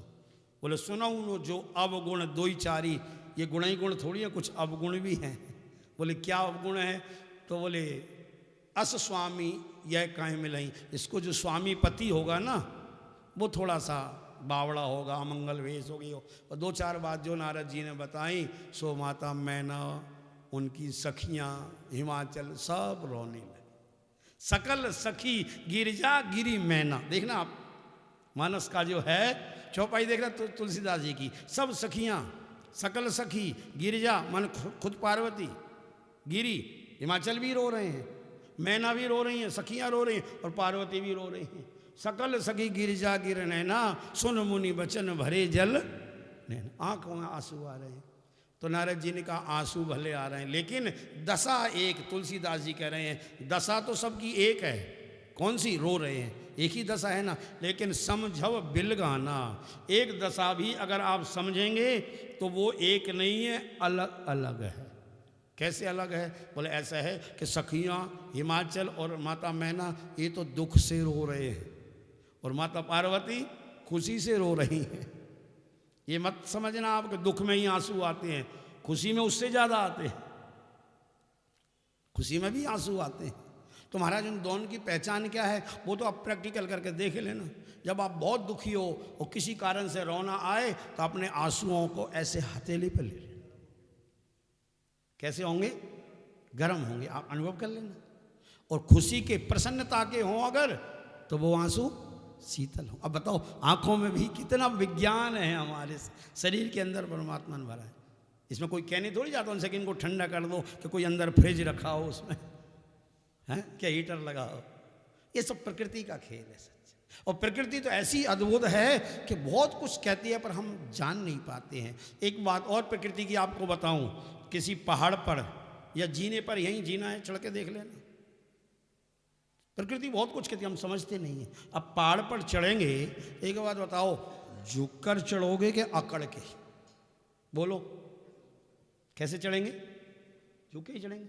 कोई अकड़ के यूं करके तन शरीर तान के सीना चढ़ सकता है क्या? नहीं चढ़ सकता। अच्छा उसी पहाड़ से सीढ़ी से उतरना हो तो फिर कैसे उतरेंगे? बोलो अकड़ के झुक के? अच्छा अपने आप शरीर को झुका वो नहीं करता, झुकाना नहीं पड़ता है, अकड़ना नहीं पड़ता, ये प्रकृति अपने आप करा लेती है। क्यों? ये प्रकृति आपको संदेश दे रही है, हम आप नहीं समझ पाते हैं। क्या? कि अगर आपके जीवन में अकड़ता है, अकड़पन है, अहंकार है, इसका मतलब आप उतर रहे हैं। अकड़ने वाला हमेशा उतरता है, गिर रहा है, नीचे जा रहा है। वो भले ही वैभव में देखने में आपको लगे कि इसका वैभव बढ़ रहा है, ये हो रहा है वो, लेकिन वास्तव में वैभव नहीं है। अकड़पन ये सिद्ध कर रही है अपने आप में, तो प्रकृति ले जा रही है ना नीचे उसको। और अगर विनम्र है, झुका हुआ है, तो झुकने वाला कहाँ जा रहा है? ऊपर चढ़ रहा है। तो अब इससे पहचान करें। लोग उससे पहचान नहीं करते, लोग तो वैभव से पहचान करते हैं, तो वो हमारी पहचान गलत हो जाती है। असली पहचान ये है कि ये उतर रहा है कि चढ़ रहा है, ये आपकी बॉडी लैंग्वेज, शारीरिक भाषा बता देगी कि आप क्या कर रहे हैं। प्रकृति बहुत कुछ सिखाती है सच। और रामचरितमानस तो अद्भुत ग्रंथ। मैंने कहा ना कि भूतो न भविष्यति, हमको तो जो कुछ मिला है, जो कुछ है, सब मति रामई सो गति रामई सो मोय रामई को बल है, सबकी ना कहें तुलसी के मते, इतनो जग जीवन को फल है। महाराज अदोद है रामचरित, इसीलिए चिंता नहीं रहती है। कई लोग कहते हैं महाराज इतनी समस्याएं हो जाती, आप चिंतित नहीं होते, तीर्थ में ले जाते हैं, यहाँ कितनी रहती है ये बात वो। हम एक ही बात कहते हैं कि हमको एक मंत्र याद, संत लोग मंत्र याद जाते। एक संत ने मंत्र दिया, महाराज कुछ समस्या है तो इसका जाप करना। कौन सा मंत्र? ये है जो हम बोल रहे हैं। और संत हैं राजेश्वरानंद जी, अब तो नहीं इस दुनिया में, चले गए, पर हमको मंत्र दे गए। पंडित जी कोई समस्या है इसको जपना। क्या? सिर पर सीताराम फिकर फिर क्या करना, सिर पर सीताराम फिकर फिर क्या करना, तेरे बनेंगे बिगड़े काम, फिकर फिर क्या करना, तेरे बनेंगे बिगड़े, फिकर फिर क्या करना, सर पर सीताराम फिकर फिर ना, सर पर सीताराम फिकर फिर। अच्छा आगे देखो क्या कहते हैं, पितु रघुवर और जानकी मैया, पितु रघुवर और, फिर क्यों परेशान हो भैया, फिर क्यों भैया, पितु रघुवर और जानकी मैया, पितु रघुवर और, फिर क्यों परेशान हो, कटेंगे कष्ट तमाम, फिकर फिर क्या करना, कटेंगे कष्ट तमाम, फिकर फिर। अच्छा हमारे कष्टों को कौन काटेगा? बोले जो जन राम कथा सत्संगी, जो जन कथा सत्संगी, जो जन राम सत्संगी, तिनके सहायक श्री बजरंगी, तिनके सहायक अतुलित बल के धाम, फिकर फिर क्या करना, अतुलित बल के धाम, फिकर फिर ना, सिर पर सीताराम फिकर फिर। बोलिए राजा रामचंद्र भगवान की। एक बात बताओ, किसी बेटे का पिता पार्षद, एमएलए या कोई आईएएस आईपीएस कुछ भी अधिकारी बन जाए तो उन बच्चों को डर लगता है क्या? नहीं लगता है ना। आप देखो कितना अकड़ रहती है। जरा सा कोई एक ट्रैफिक वाला भी रोक ले तो क्या बोल, तू जानता नहीं है मैं कौन हूँ? अरे वो कौन है भैया? अरे मेरे पिताजी विधायक हैं, फलाने हैं, वहाँ अफसर है। परिचय देता है कि नहीं देता है? तो एक छोटा सा पद किसी को मिल जाए और उसका पिता कोई छोटे पद में हो तो उसको इतनी अकड़ आ जाती है, वो निश्चिंत हो जाता है। तो जिनके पिता पार ब्रह्म परमेश्वर परमात्मा हो और वो भी फिर डरे अगर, तो ये तो डूब मरने की बात है कि नहीं बताइए? तो झूठे ही कहते रहते हो क्या? जो हम कहते हैं ना जीवन में डर है, समस्याएं, चिंताएं, और रोज गाते हैं क्या कहते हैं, तुम परम पिता परमेश्वर सबके प्राणपति। हम आरती में गाते हैं ना, जगत पिता, जगत के पिता तुमेव माता, बड़े हाथ जोड़ जोड़ के बड़े भाव से कहते हैं माता तुम हो, पिता तुम हो। जब माता पिता इतने बड़े हैं जगतपति, तो सिर पर सीताराम फिकर फिर क्या हमको चिंता है?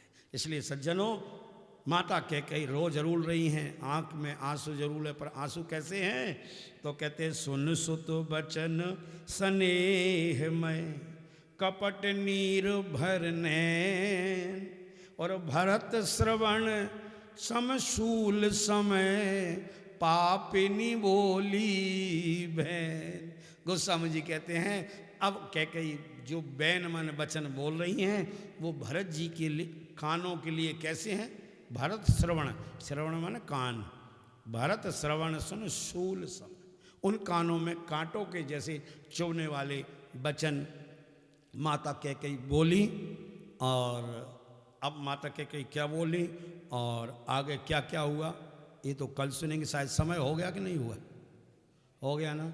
अब समय हो गया और ये देखो कि आप लोगों की तो भगवान जाने, क्योंकि आप दो दो सत्र में कथा सुन रहे हो तो भले ही बोर हो गए हो, पर हम ईमानदारी से ये बात इस पीठ पे कह रहे हैं। हमको तो ऐसा लगता है कि अभी तो प्रारंभ ही किया है, अभी 2-4 मिनट ही हुए हैं, ऐसा महसूस हो रहा है। और इसी का नाम भक्ति है, इसी का नाम आनंद है कि आप समय का भान रखें। समय का भी अतिक्रमण कर जाए महाराज। और समय का बड़ा खेल है। कल लोग हम समय पर सुनेंगे और बहुत सुंदर चर्चा होगी। और भरतचरित अद्भुत है, रामचरितमानस। तो मैंने कहा कि बस इसका तो थोड़ा सा भी अध्ययन, जरा सा भी, जैसे कोई अमृत का कण हो, वो तो जरा सा भी पड़ जाए ना जीव पे तो भी अमृत का। ऐसा थोड़ी है को कोई शेर दो शेर अमृत जाए जब अमर होगा, है? एक कण भी पड़ जाए तो अमर कर देता है। तो धन्यास्ते कृतिना पिबंती सततम श्री राम नामामृतम। ये भगवान नाम का ऐसा अमृत है, इसी को गोपियाँ कहती हैं तब कथामृतम तप्त जीवनम कभी विरीडितम कल्मषापहम। आइए 2 बार भगवान नाम संकीर्तन, फिर आरती करेंगे। सभी लोग प्रेम से बोलें राम जपो राम जपो राम जपो बावरे राम जपो राम जपो राम जप बावरे राम जपो राम जपो राम जपो। जाने तो ए तन दीनो ताको न भजन कीनो। जाने तो हे तन दीनो राम का भजन कर राम को रिझाओ रे। राम का भजन कर राम को रे। राम जपो राम जपो राम जपो भाव रे। राम जपो राम जपो राम जपो। कहे तय मलूक दास छाड़ दे पराई आस। कहे तय मलूक छाड़ दे पराई आस। कहे तय मलूक दास छाड़ दे यास। राम का भजन कर राम को रिझाओ रे। राम का भजन कर राम को। राम जपो राम जपो राम जपो बावरे। राम जपो राम जपो। बोलिए राजा रामचंद्र भगवान की, गंगा मैया की, भागवत मैया की जय जय सीताराम। आइए प्रेम से भगवान की आरती उतारें और कल ठीक 5 बजे फिर उपस्थित हों। और ये 7 दिन का सत्र है, इसका आनंद लें गंगा की गोदी में बैठ करके। ये सब इतना आनंद मिल रहा है, ये हमारे लिए बहुत सौभाग्य की बात है, परम सौभाग्य की बात। आइए आरती करते हैं।